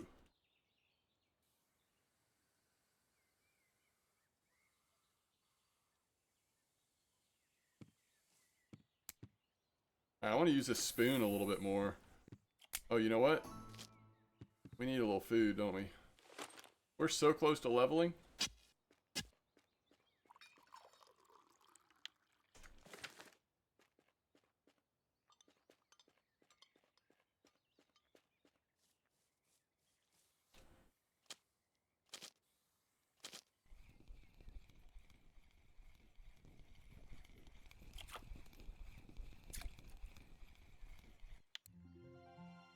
Level 13.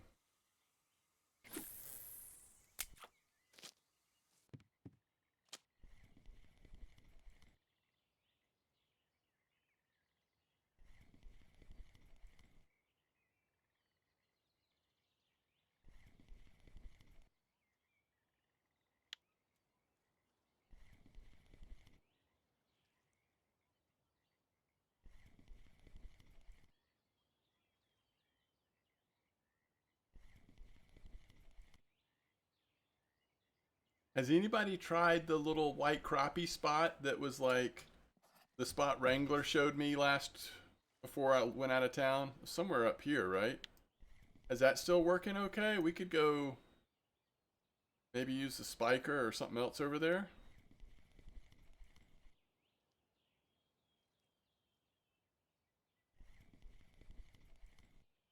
Yeah, Dark Hue, is that still working?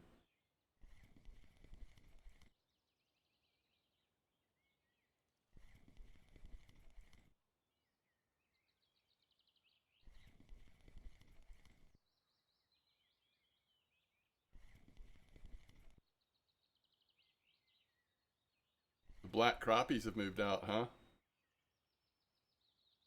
Yeah, the website, if you just do !Blunty, it'll pull up the spreadsheet. Oh, nice. What'd you catch it on, Dark Hue?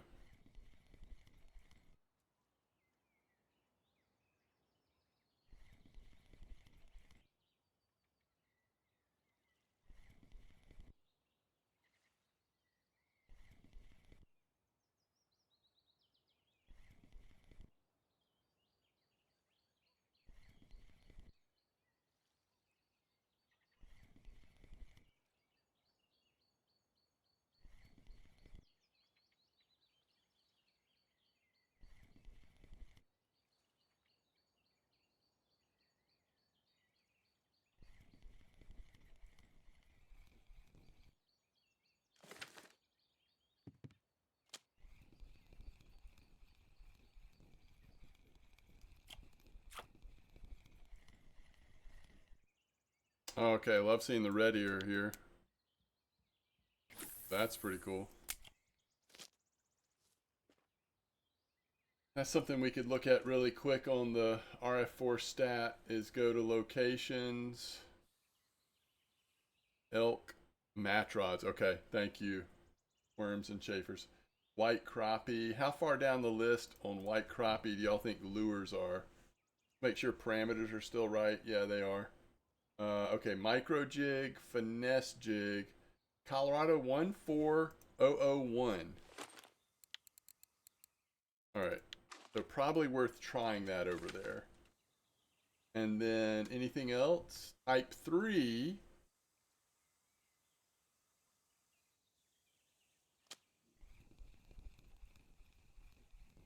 And Biker 18.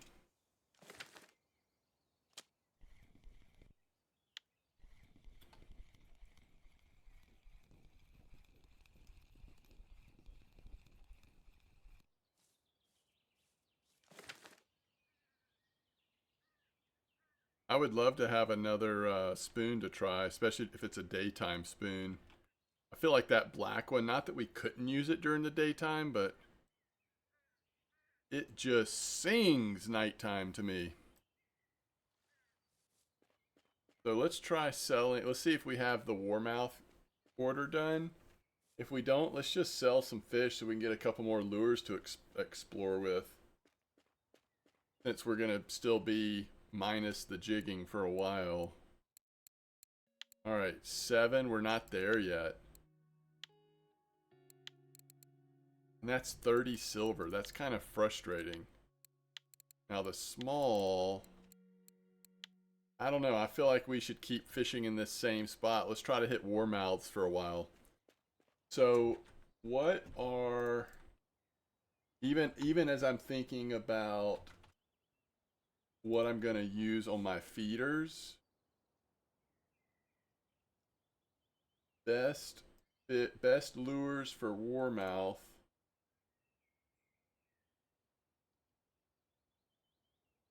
Worm, redworm, nightcrawler. Alright, let's get a size 12 hook. A decent one that, like, we're not ashamed of. Oh. Gosh, so close.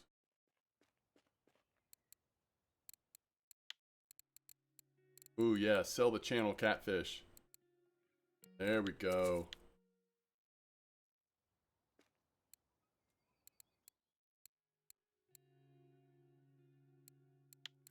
Okay.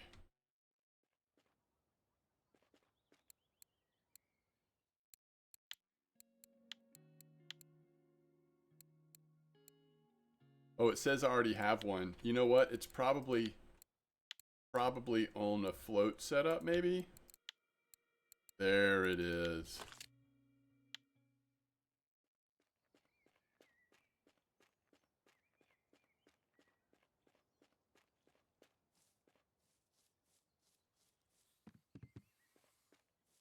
Alright, let's get a few more.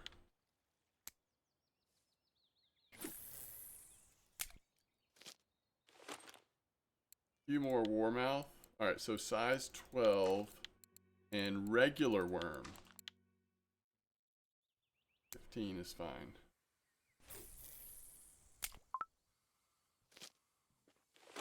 I think that means... I don't really know what that means, but let's try this.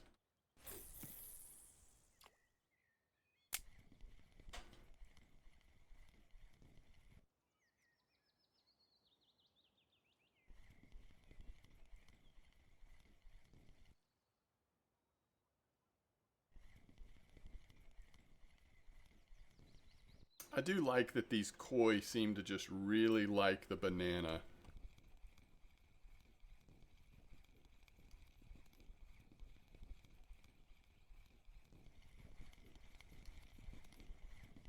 Man, that's another gizzard shad. There's also a gizzard shad order, so maybe we'll end up with that as well.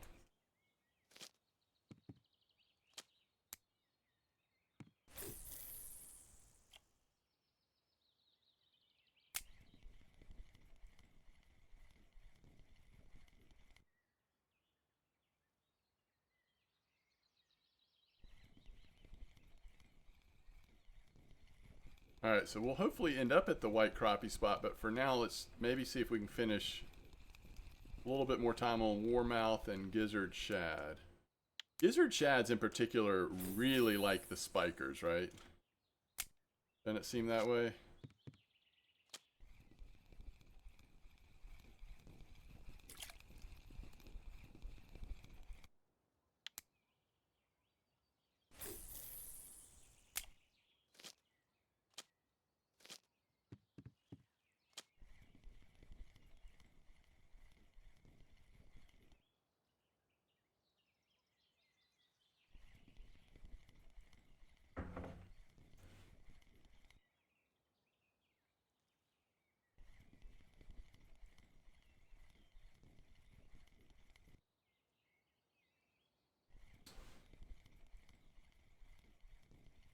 Bigger hooks.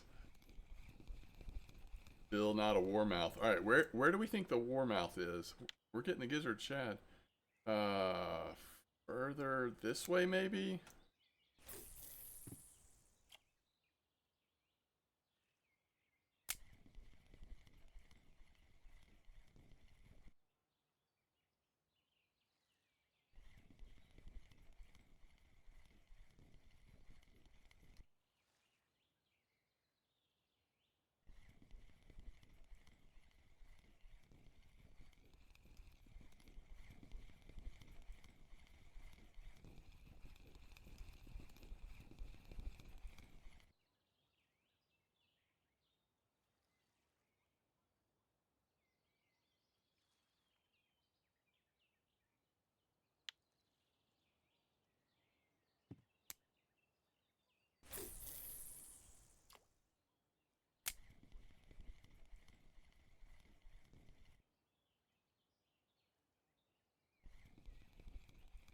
All right, maybe we'll be onto something casting in this direction.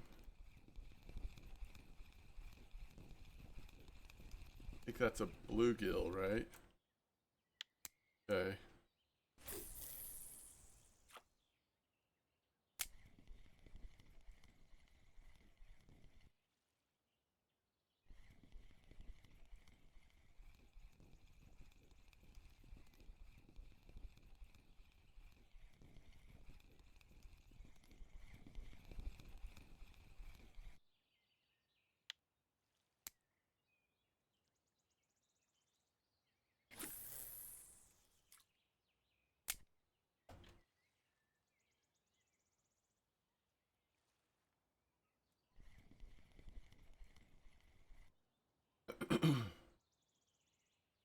Oh, is that right?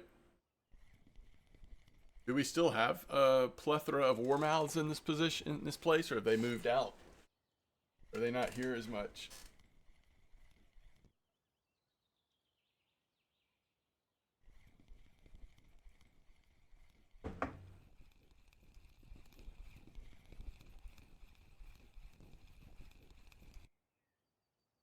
Closer to the dock. Interesting.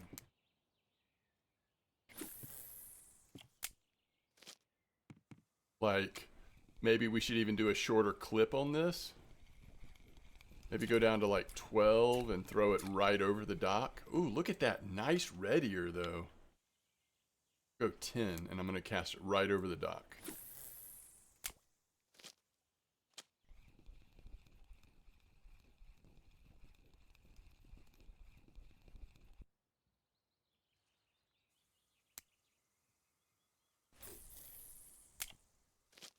See if that does it.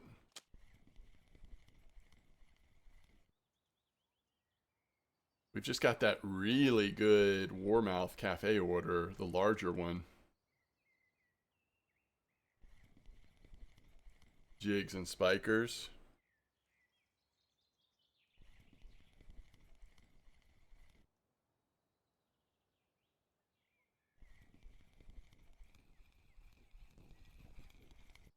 I haven't caught one to save my life for a minute here. I think I'm going to try this.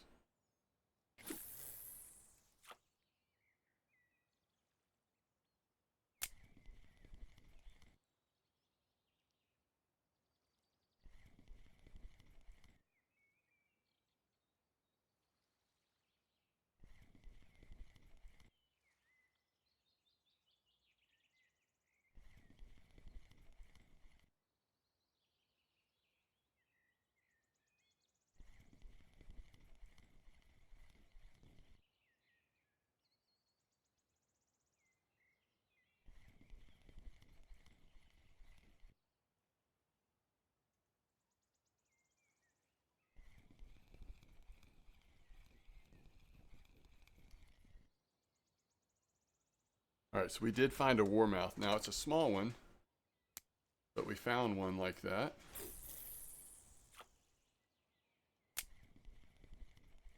I'm using red worm and normal worm right now.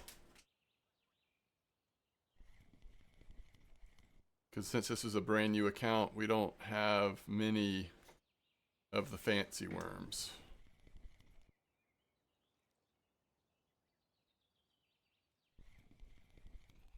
All right, this might be another one.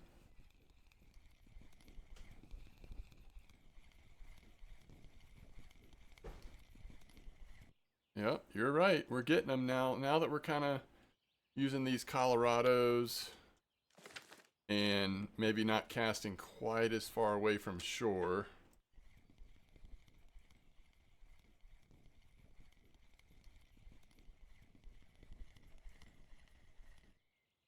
Oh yeah, we're on the warmouth. We're on the warmouths now.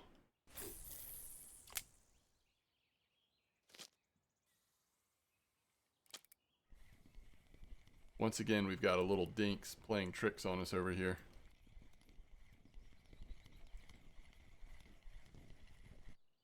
Man, these gizzards. We're going to hit that gizzard shad cafe order unless it rolls off because of time. Should not be a problem. What is going on with this? I guess it's because our energy got a little low.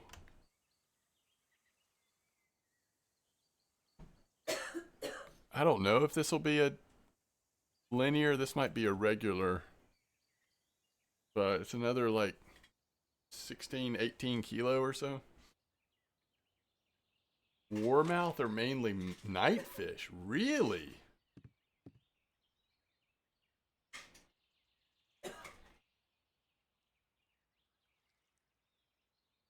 What level are you on your highest level chasing, Sunday? I mean, some of those fish that you're talking about, black crappie just seems like a random bycatch of white crappie spots, like at nighttime to me.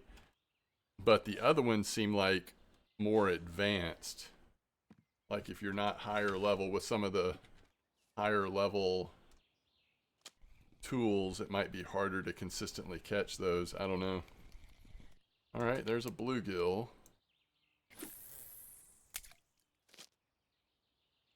Man, this dinks is just... I'm just about ready to lock him up. Because he's not that strong, he's not that big, but as soon as he got close to the dock and my energy got a little lower, he is a real pain in the tush right now.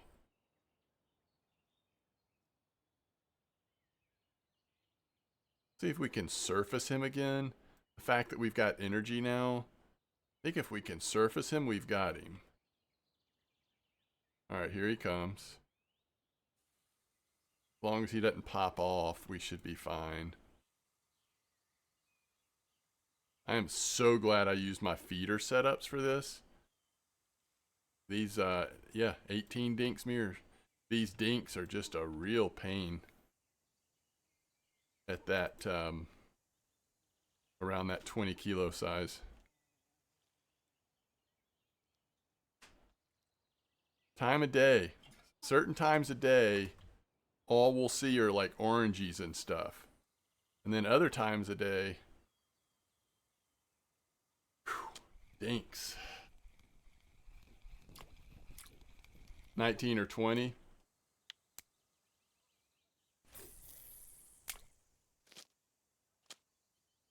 All right, here we go. This is a little faster speed than I'm used to with these.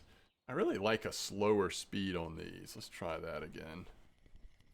Maybe even slower than 20 sometimes, but just kind of slowly bringing it through the water, spinning along, and then give some nice pauses.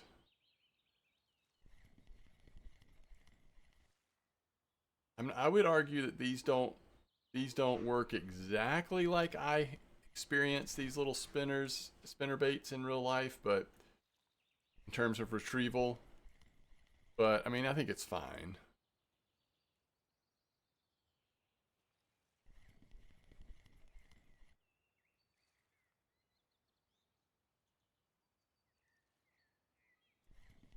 You never did slow rel with slow here. Interesting.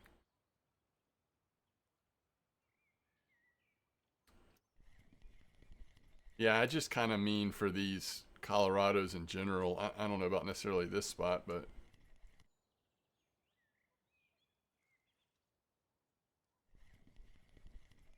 If you stand at the end of dock, cast to your right to shore. Speed 20.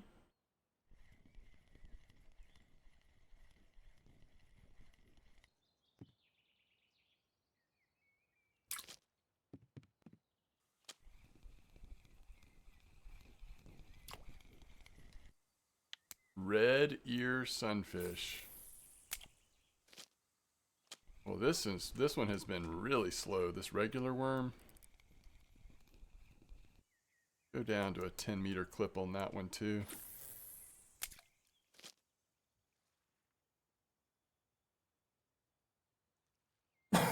Excuse me. I would say this is going to be decent silver. This isn't like crazy copper silver, you know, like you just can't compete sometimes with those just straight corn spots that are catching so many fish, and a lot of them are fish that are worth a lot. But I mean, in 54 minutes we've caught a bunch of orangies and quite a few dinks, so it's not bad, especially considering we're doing the size 20 boilies. I mean, if you go with the 14 boilies or whatever, it's a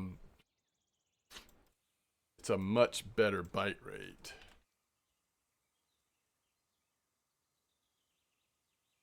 I want to crush a couple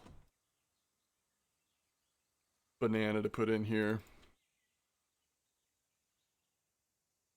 Better trophy chance, yeah. And I don't want it to be I don't want to be a real crazy bite rate right now, so it's perfect for me. But if this is all we were doing, I think I would at least have one or two on slightly smaller, better bite rate. But all right, little bluegill. And then now that we've crushed it,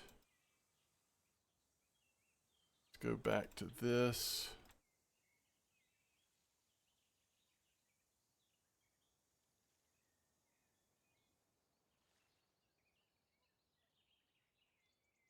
I wanted to go ahead and get this banana because we what we're using is actually what we had left from last time. So it's about to run out, and in case we want to re-PVA,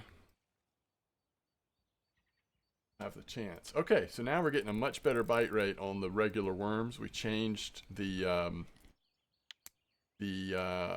clip and slightly different direction too, I think, but it's working a little better. Here we go. All right, so turn to my right. Max cast, speed 20. Yeah, this is like bluegill shad, but let's see if we find warmouth too.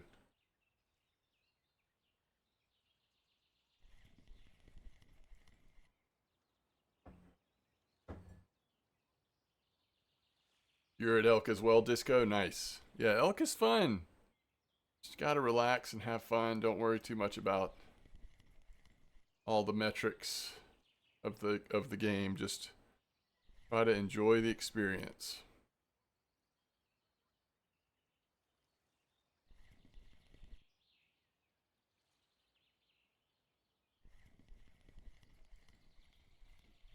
You know what's interesting? There's one of those fish that falls off. What's interesting is that the way you had me doing the spiker chasing is really more how I typically do these Colorados. 3 to 4 rotations and then just a nice pause.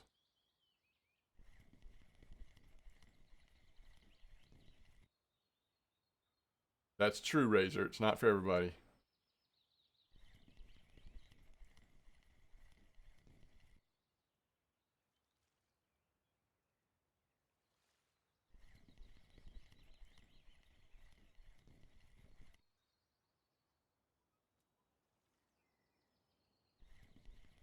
Oh yeah, Disco. I think it can be. We'll see how it develops over time, and as always, it just kind of depends on what's working that week and not working somewhere else or whatever, but in terms of fun and performance, I think that elk is an amazing starter lake. Look at this warmouth. That's getting up there into what we need for cafe. Might be more than what we need.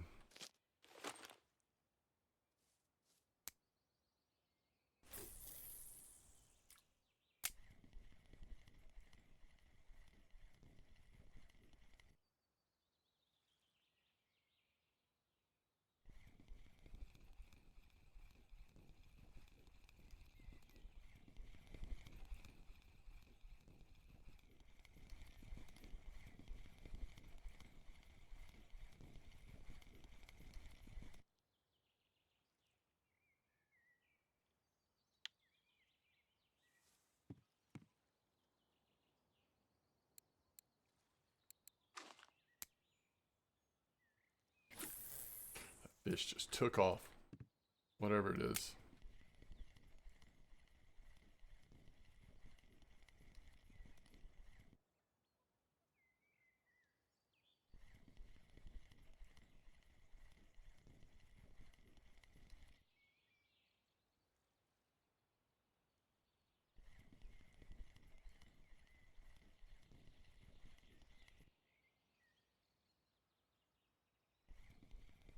Wait, 38001 Mertalium? What is that? The 38001. Hey, it's a warmouth. We might have to go check that cafe again. I have no remembrance of like how close we were or whatever.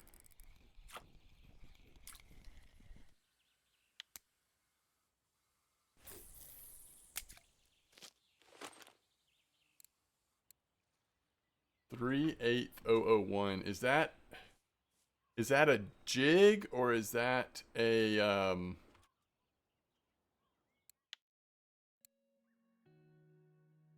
All right, 3/8. Okay, so that's this one, right? Oh, but which type? We have the Heavens Creek one and the Kalmar Pro Double or Colorado Vibra. If you're talking about this type.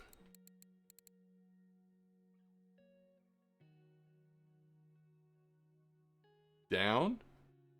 Oh, you're talking about jigs? Yeah. I can't use jigs yet. We're not high enough in spin fishing to use jigs. Yes, I agree. Many of the jigs are great.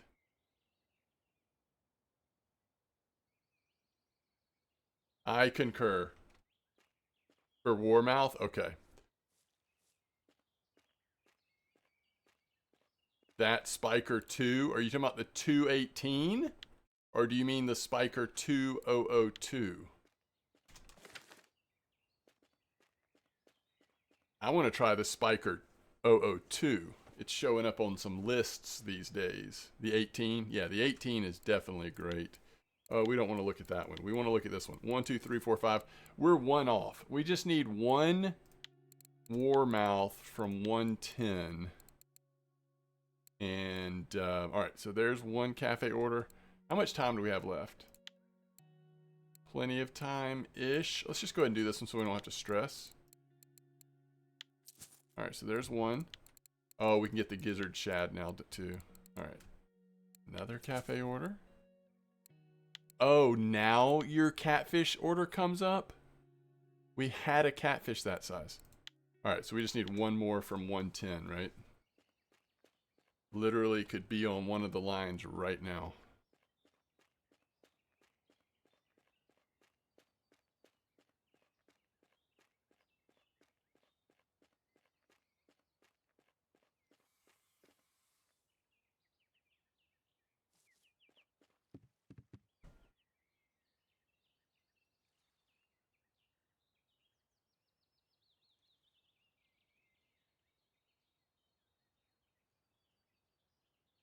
I'd say that one line at least has a fish on it.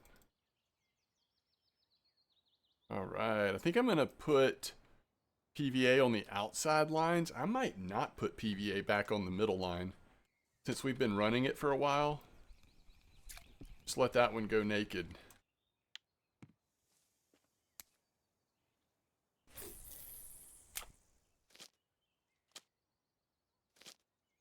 Found it interesting to the bluegill spot. If you keep going around the cove to the other side, there's a cliff, and casting out there past the stump in the water was bonkers at night. Oh, nice.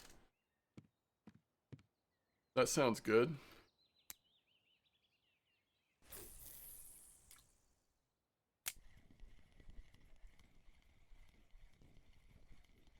Okay, it stayed on long enough that I believe it's staying on and not coming off. I think I will catch more warmouth by casting out this way. And that's literally, we just want one more decent warmouth.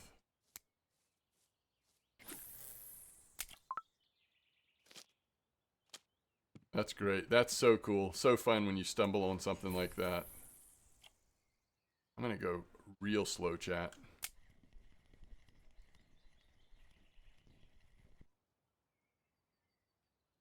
This doesn't work. I will speed it up again. Oh, quick bite. We got an overcast day, though. We could try the green one as well. It needs to be a little bigger than that, but it's the right species.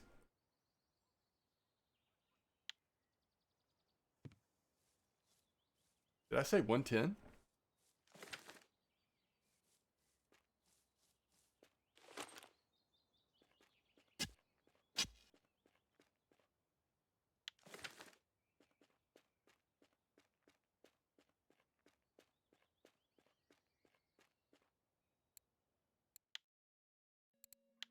That's 30 silver for a few warmouth. That is not something to sneeze at. Now, if the white crappie order will hold, and if the channel catfish order will hold, then those are two possible ones based on where we're hopefully going to have some success here. We're going to go try this white crappie spot. So what I want to do is go back to white crappie, and it looks like regular worm, red worm are still going to be what we want to have on feeders. And what was the thing that was not a jig that we saw? First of all, it was this. And second of all, it was the type 3. How much silver do we have? Yeah. It was the type 3 4.501. Wanted to try this. And then we wanted to try the spiker.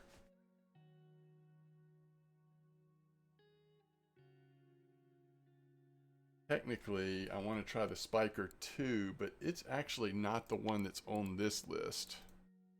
But I think I'm still going to do it. All right. Very good. We've got 50 fish in our bag. I think let's just clear our bag out other than those species that we're hoping to finish orders on. So bluegill, 55 silver. Those add up. Gizzard shad, 13 silver. Red ear, 3 silver. And then we're saving the white crappie. So we're sitting at 76 silver. We've bought a lot of stuff and we've gotten a little silver back, so that's nice. Big white crappies at dock next to chair. Go to first open spot, cast short 35. By the way, we can just see the fish that are on our lines over here. We can go check it out and say, okay, which one do we want to catch?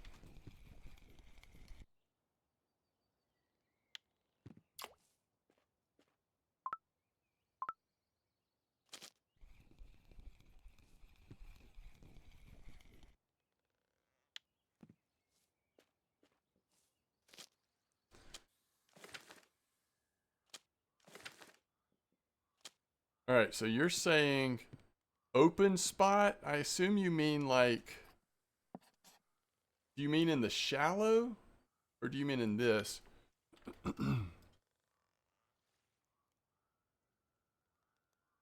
just left of that reed. Oh, okay. You mean in the shallow. All right, this is an outside one, so we are going to put more of the PVA on this one.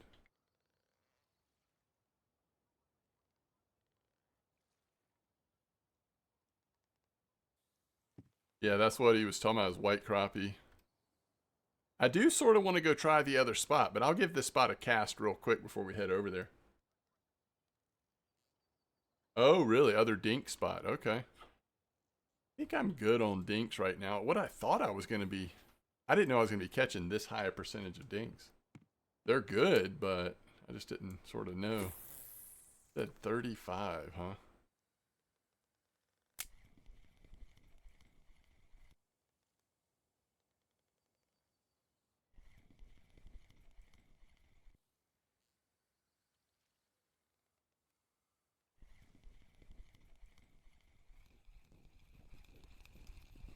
Well, if the other spot is still not super active, that was a black crappie, by the way. If the other spot is not super active, we know that this is working.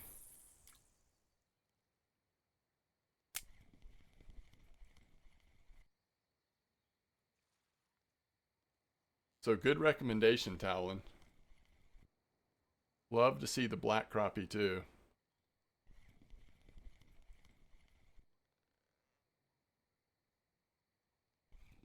Wow. Just 2 in a row. Oh, wait, what? Left of the reed. I'm sorry, I may not be understanding what you're saying. Left of the reed? Oh, like right here? You mean real short cast? Let me know if I finally figured out what you were saying.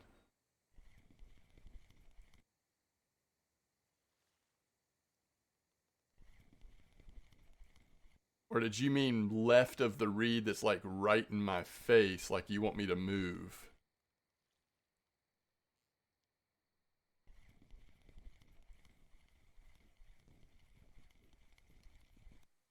Look right. Now I'm really confused. I was not expecting you to say look right.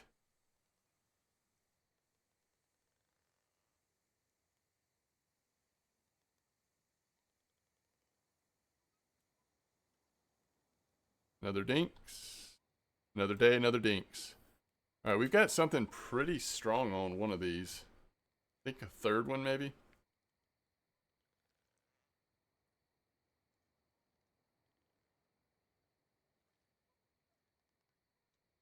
Oh, I got you. Walk more left. Okay.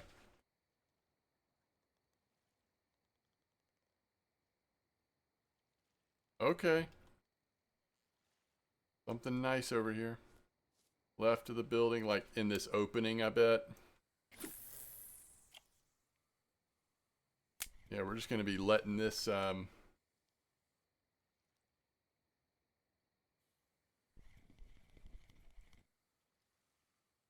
just going to be letting this sit and run around for a minute, aren't we?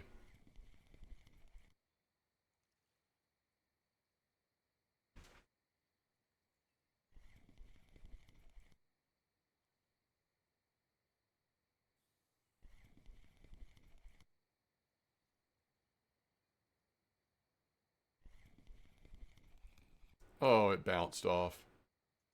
As fish tend to do here.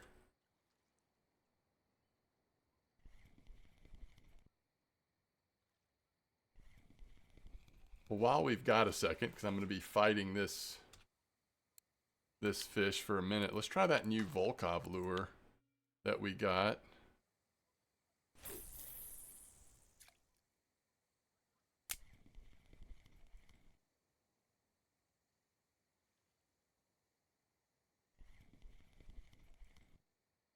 Speed 25. Okay, so do you mean the reed to my left or my right, Talon?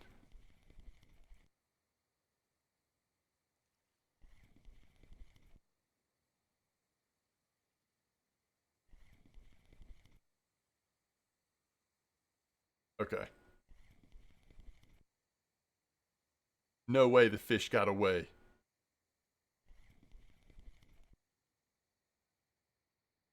Keeping the thing tight and... Ooh, hey.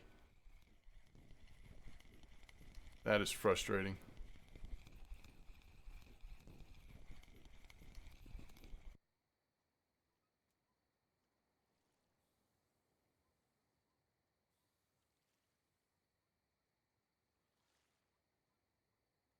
That was a, that would have been fun to, like, see what that was. It was in control.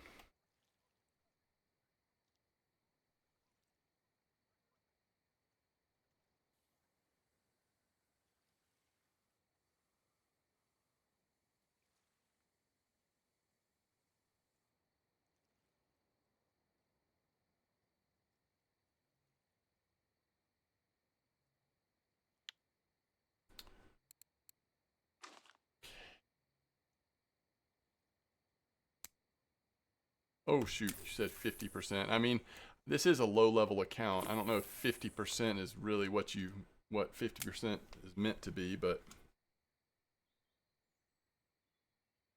you have skill points and stuff. Your 50% is going to look a little more impressive than this 50%.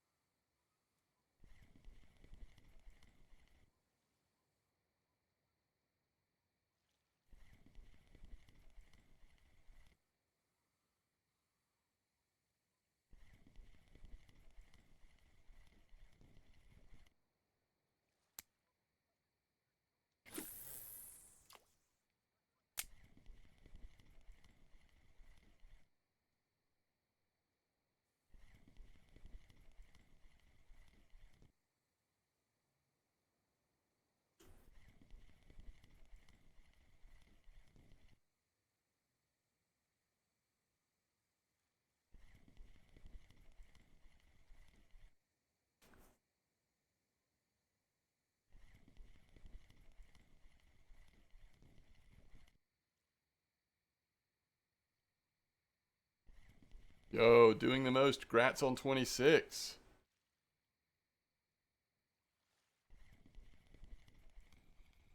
All right, let's try one more cast just in case you mean more like this way. And then let's go see if I can find that other spot. I should be able to recognize it visually, but somebody also said the coordinates earlier in chat.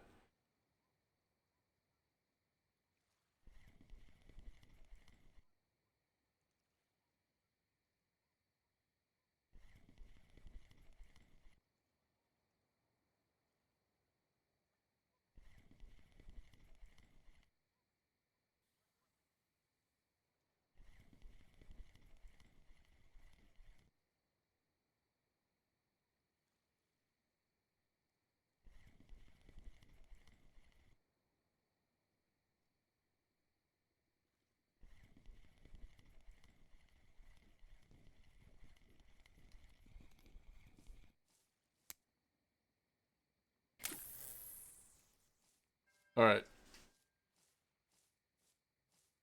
here we go. I wouldn't mind catching a small, like a, 1.5 kilo catfish if they're still biting down here just because of that cafe order. So I might start out with the feeders in the catfish direction. And if we can get one, then we'll move it over to the crappie direction. See if we can every once in a while catch a crappie on feeder as well. If this spot down here is working for us. Let me see if it's still in chat, that spot. I know somebody said it a little earlier. 139, 118.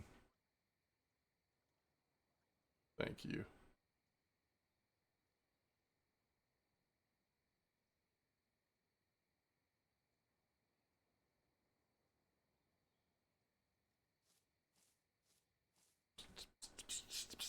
Oh, crappie direction. You will get cats over there? Okay, cool. We'll just start off that way. Now, I was just finding I'm okay with being 50% right. I was just, I knew you had said the spot, exact spot earlier.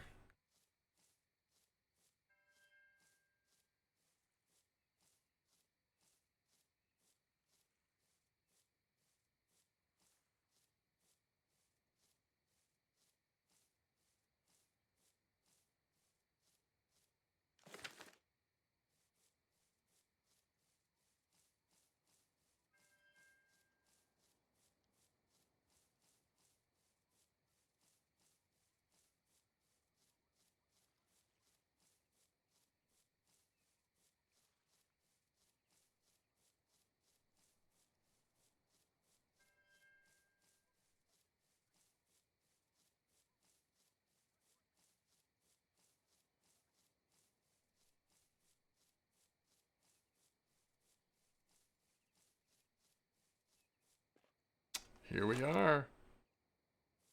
All right, let's go back out just a little bit here.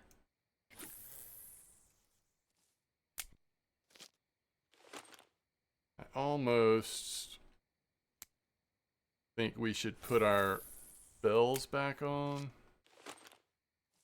but of course I just really don't want to.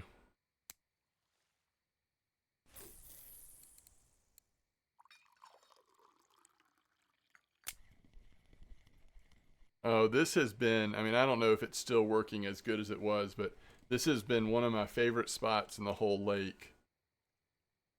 Maybe a week and a half ago on that little red and black jig.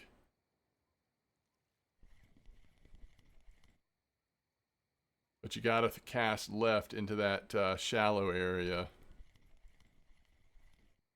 Oh, you were here? Okay.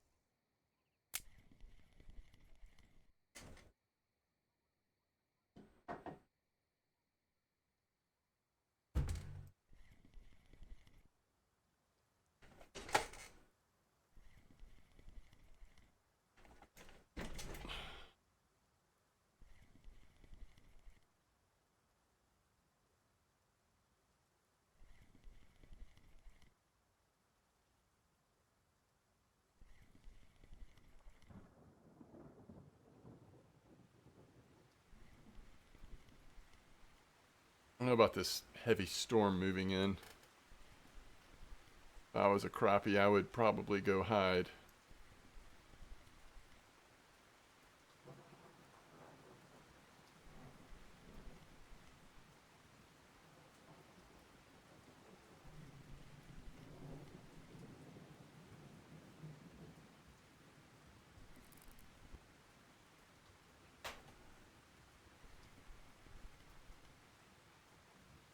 I think at nighttime, you are definitely in danger of catching some catfish, especially if you're using something like this spoon.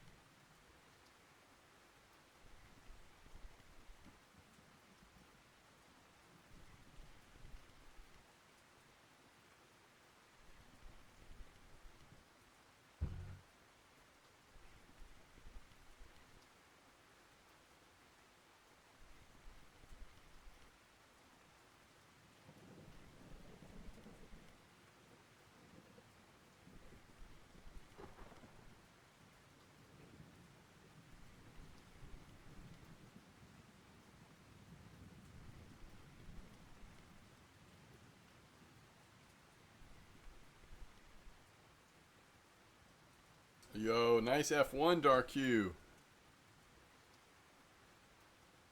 You catch cats on float? Worms, insect larvae, they like everything? Yeah, for sure. Although a little concerning if you have them on float higher up in the water.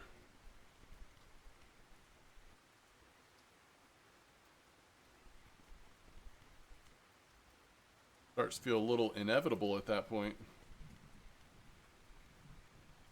Alright. If we can catch a fish here during the nighttime.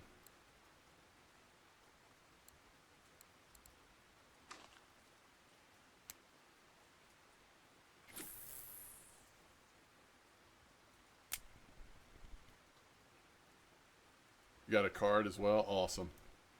1.5 meter, gotcha. So a little deeper.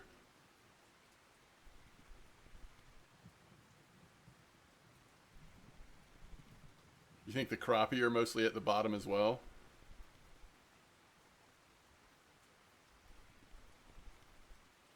Or at least at 1.5?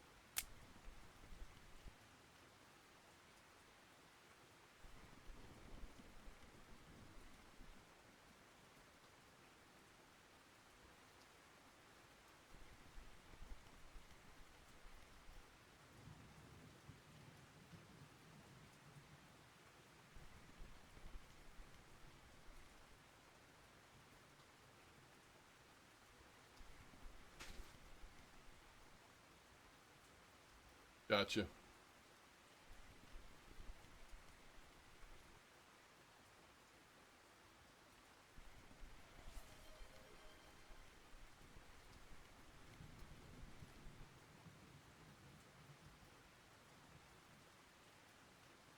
Yo, Honker, thanks for the follow.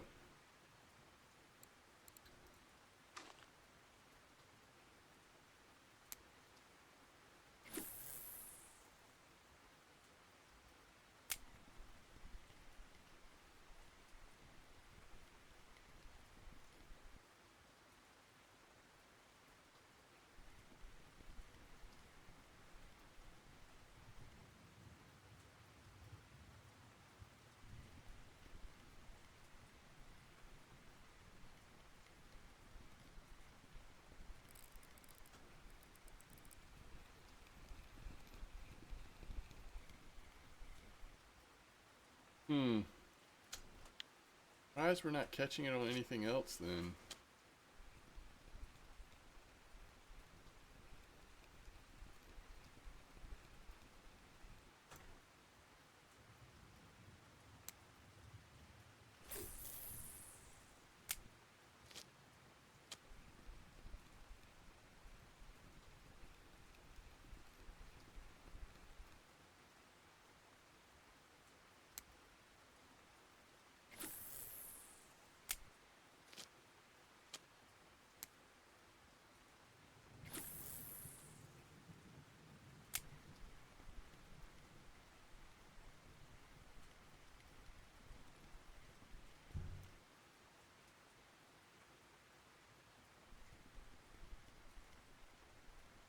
Oh, is that right?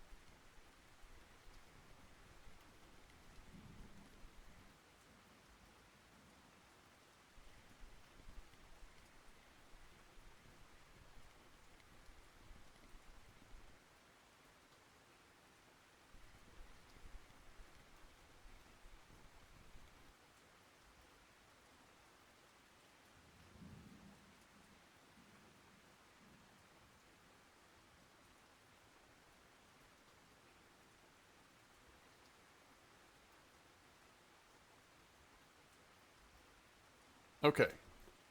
See how we did it. Copper real quick.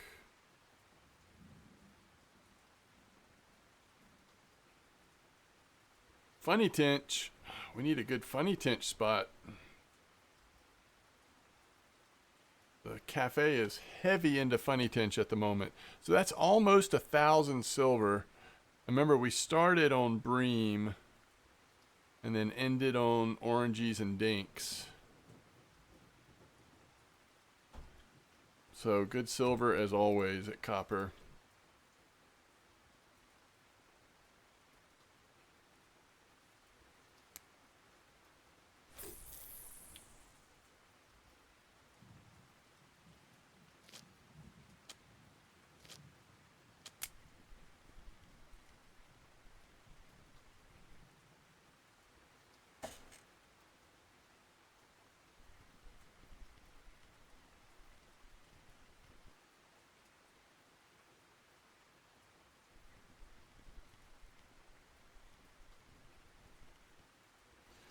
Yeah, and we'll see. Once I'm gonna probably be on in the morning, tomorrow morning, and maybe I'll jump on first thing. We'll get on main account, come to Elk, and go out in the boat, see if we can find a decent smallmouth, largemouth spot or something like that. I saw somebody post something about still using that blue octopus or whatever.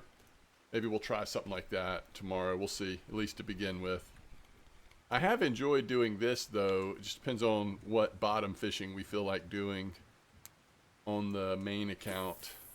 The one thing we didn't get to today that I thought about doing is the Amber Pond. So we could check that out if we want to spend some more time just kind of playing around on this one. One thing I wouldn't mind trying tomorrow on this account is doing a little bit of trolling again.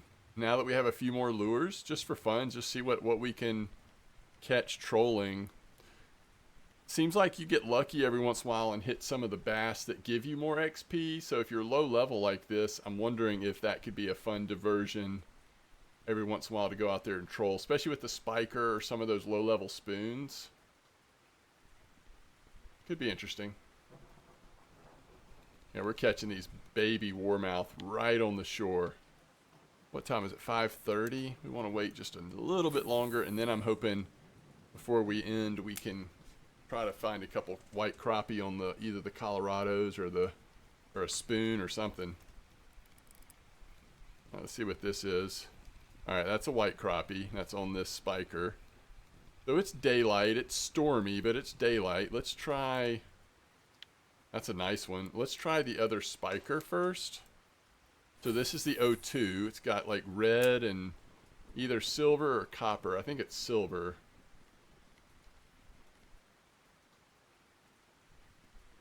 This would be a fun lure to try trolling with, or just fish with in different spots.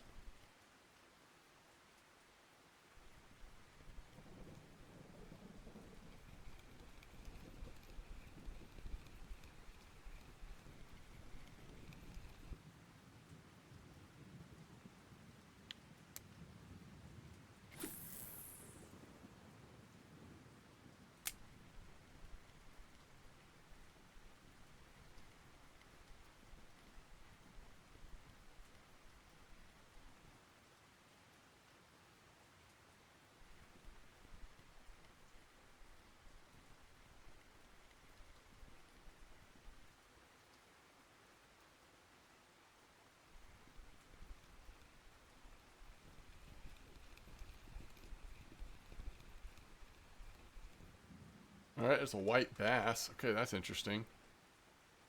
What if we try this one more time?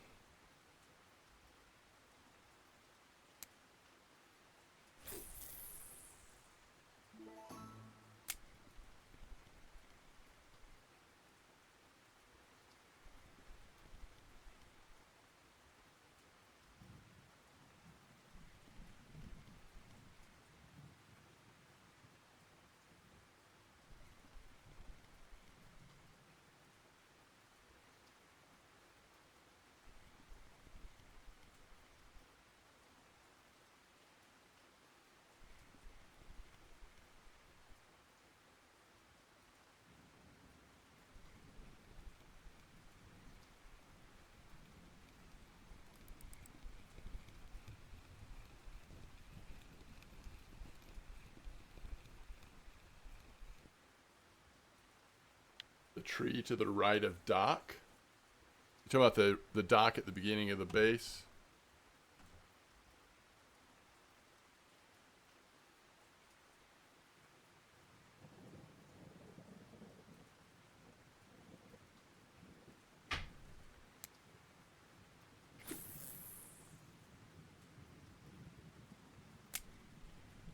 What was that last fish? Oh, a warmouth. Nice.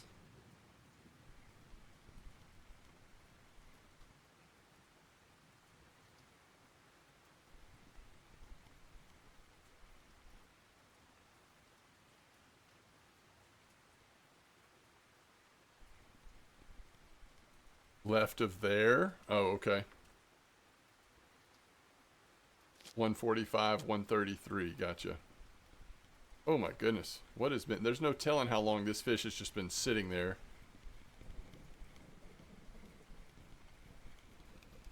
It's just not going to be big enough, is it? I don't even remember what the size was, but... Oh, that's a flathead as well, by the way.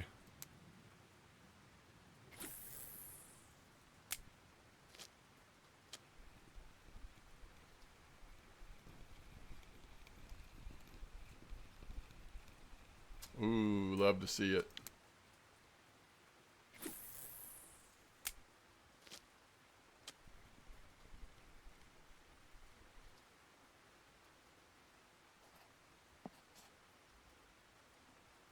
Wait, 145.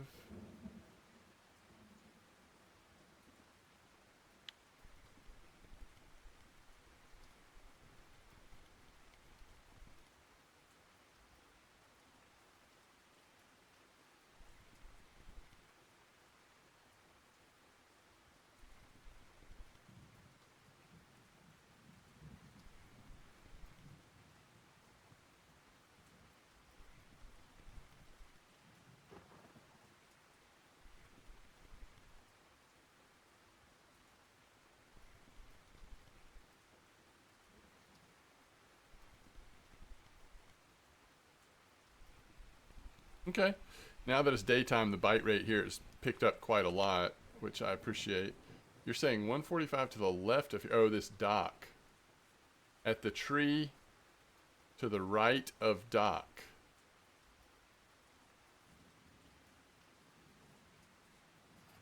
I wish all of the little docks were in the water, by the way.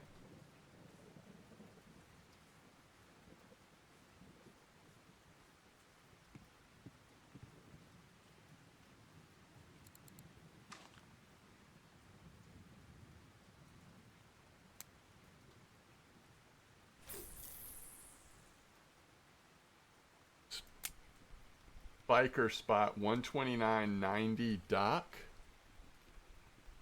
129.90.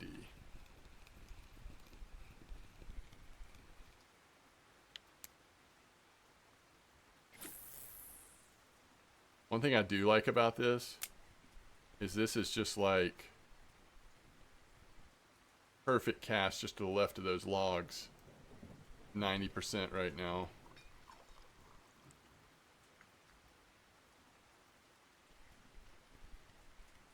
I'm ready for our next reel upgrade. This is one of those situations where we could upgrade the reel before the rod, as long as we set it up properly. Which, it'd have to be a 2000 reel, so I don't know if that's even the way to go. We might just need to build a whole nother setup. Top of the tree and middle. I don't know what that means, to be honest with you. Top of the tree and middle. Top of the tree and middle. If that's the tree we're talking about. 129.90.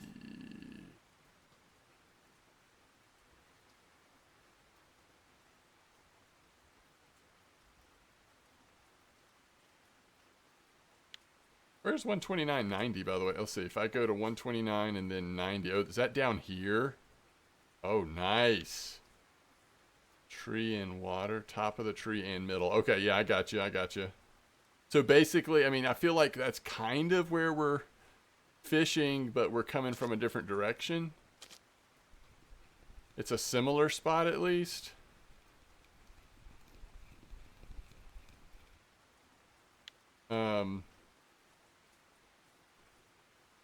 Which it kind of would be interesting to maybe just go like this.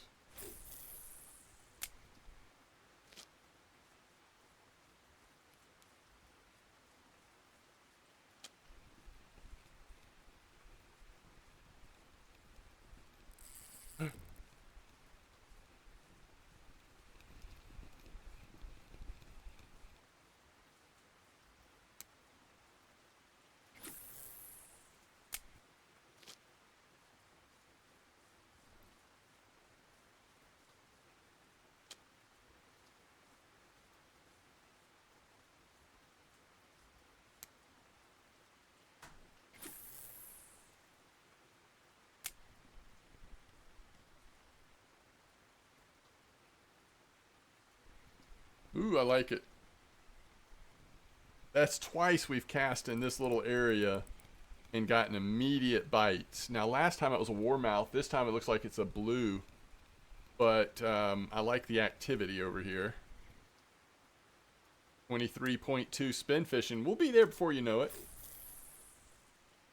We keep this up. Oh yeah, look at this, chat. I mean, it's just like, right now at least, it's morning, but a very good bite rate.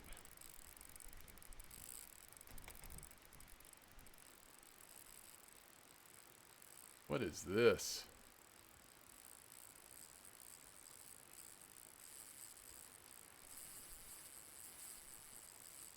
Oh, that tree is beautiful, by the way. Look at those leaves. The barn and the building in the background. What an amazing little spot this is.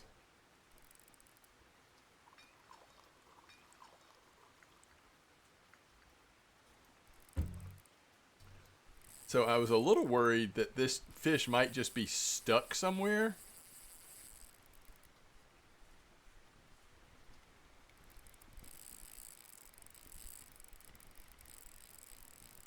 Well, if it's a gar, we can probably count our lure goodbye because it'll bite through the line. But I doubt it's a gar. It felt like it was kind of stuck on something. Yeah, I think it was. Now that we've got it moving, it's not very big.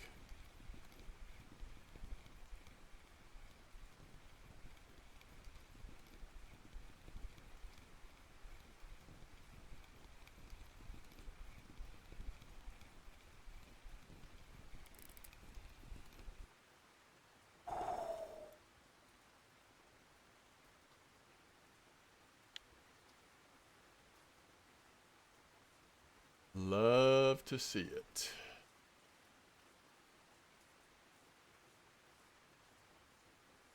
Yeah, that was a nice skill up, wasn't it?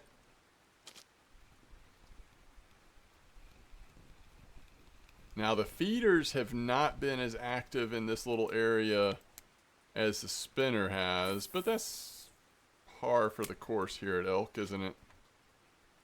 And we don't have bite alarms, so sometimes fish might be on there and we don't even know it.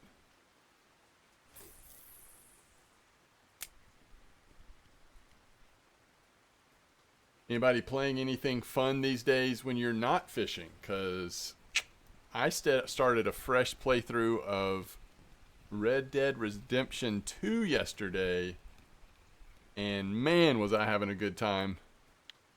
Apparently there's like some new little side quests that they entered into the game, so I'm started over so I can see the new stuff.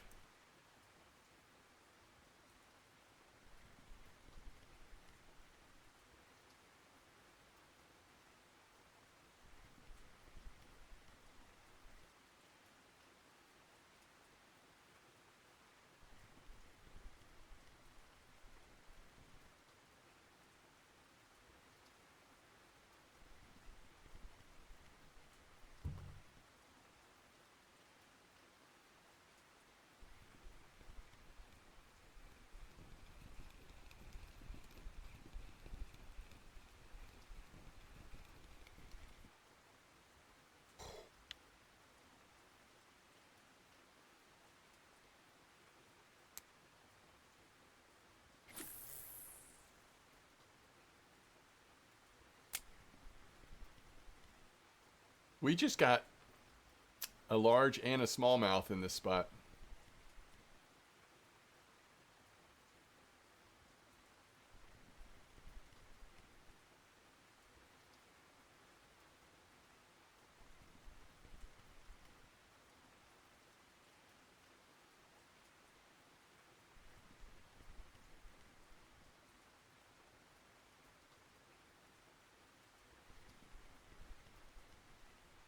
Can never go wrong with the Red Dead Redemption 2 playthrough. Yeah. We'll see how far I get, but I think you can accept the new. They may even be zombie side quests, to be honest with you. But whatever they are, I think you can accept them pretty early and experience the new stuff. So there's a little small warmouth. So the warmouth, whoever said that earlier, you were completely right. It is so often that I'm catching warmouth close to the shore.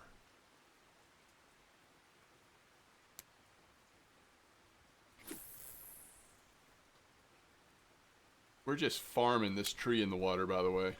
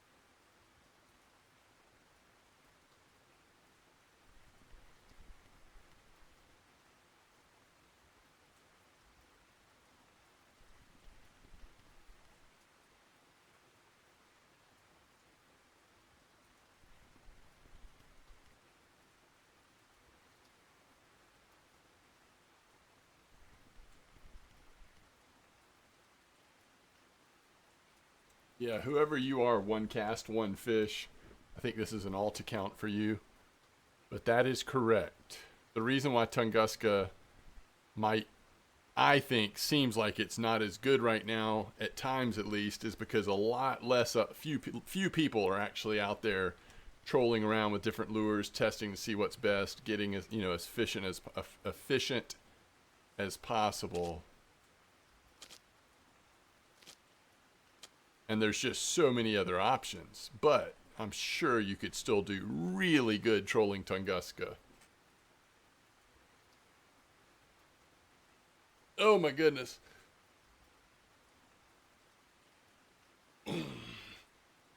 I can always tell when it's time for me to bounce when I start seeing Debbie Downer in chat.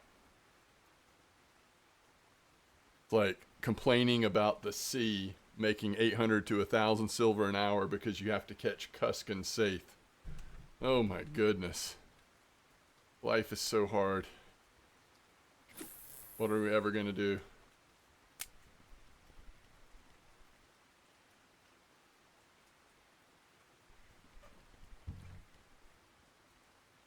Oh yeah, the Nelma days were awesome.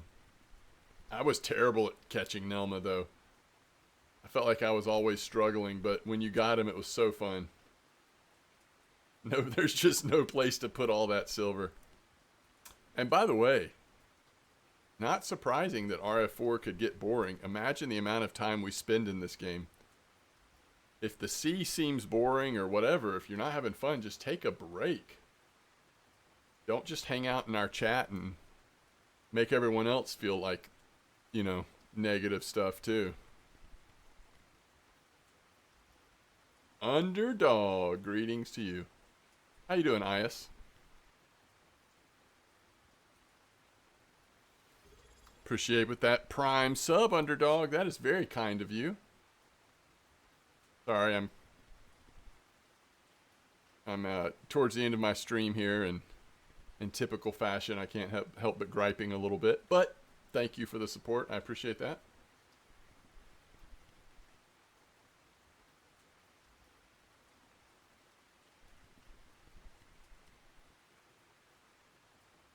Yes, doing really good.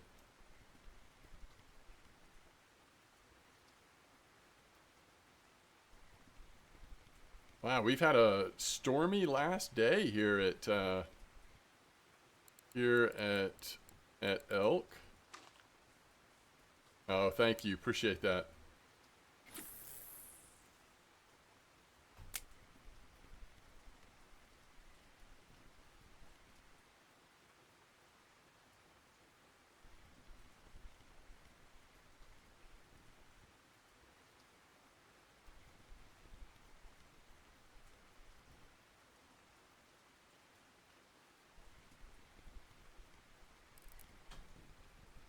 Well, the larger fish dropped off and the smaller one popped on.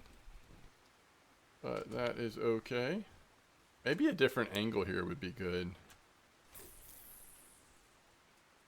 The inner fjord. Oh, nice.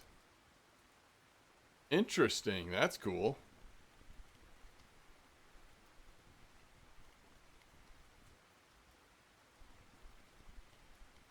All right. That fish did not drop off. And it's a little bluegill. Very nice. I love it.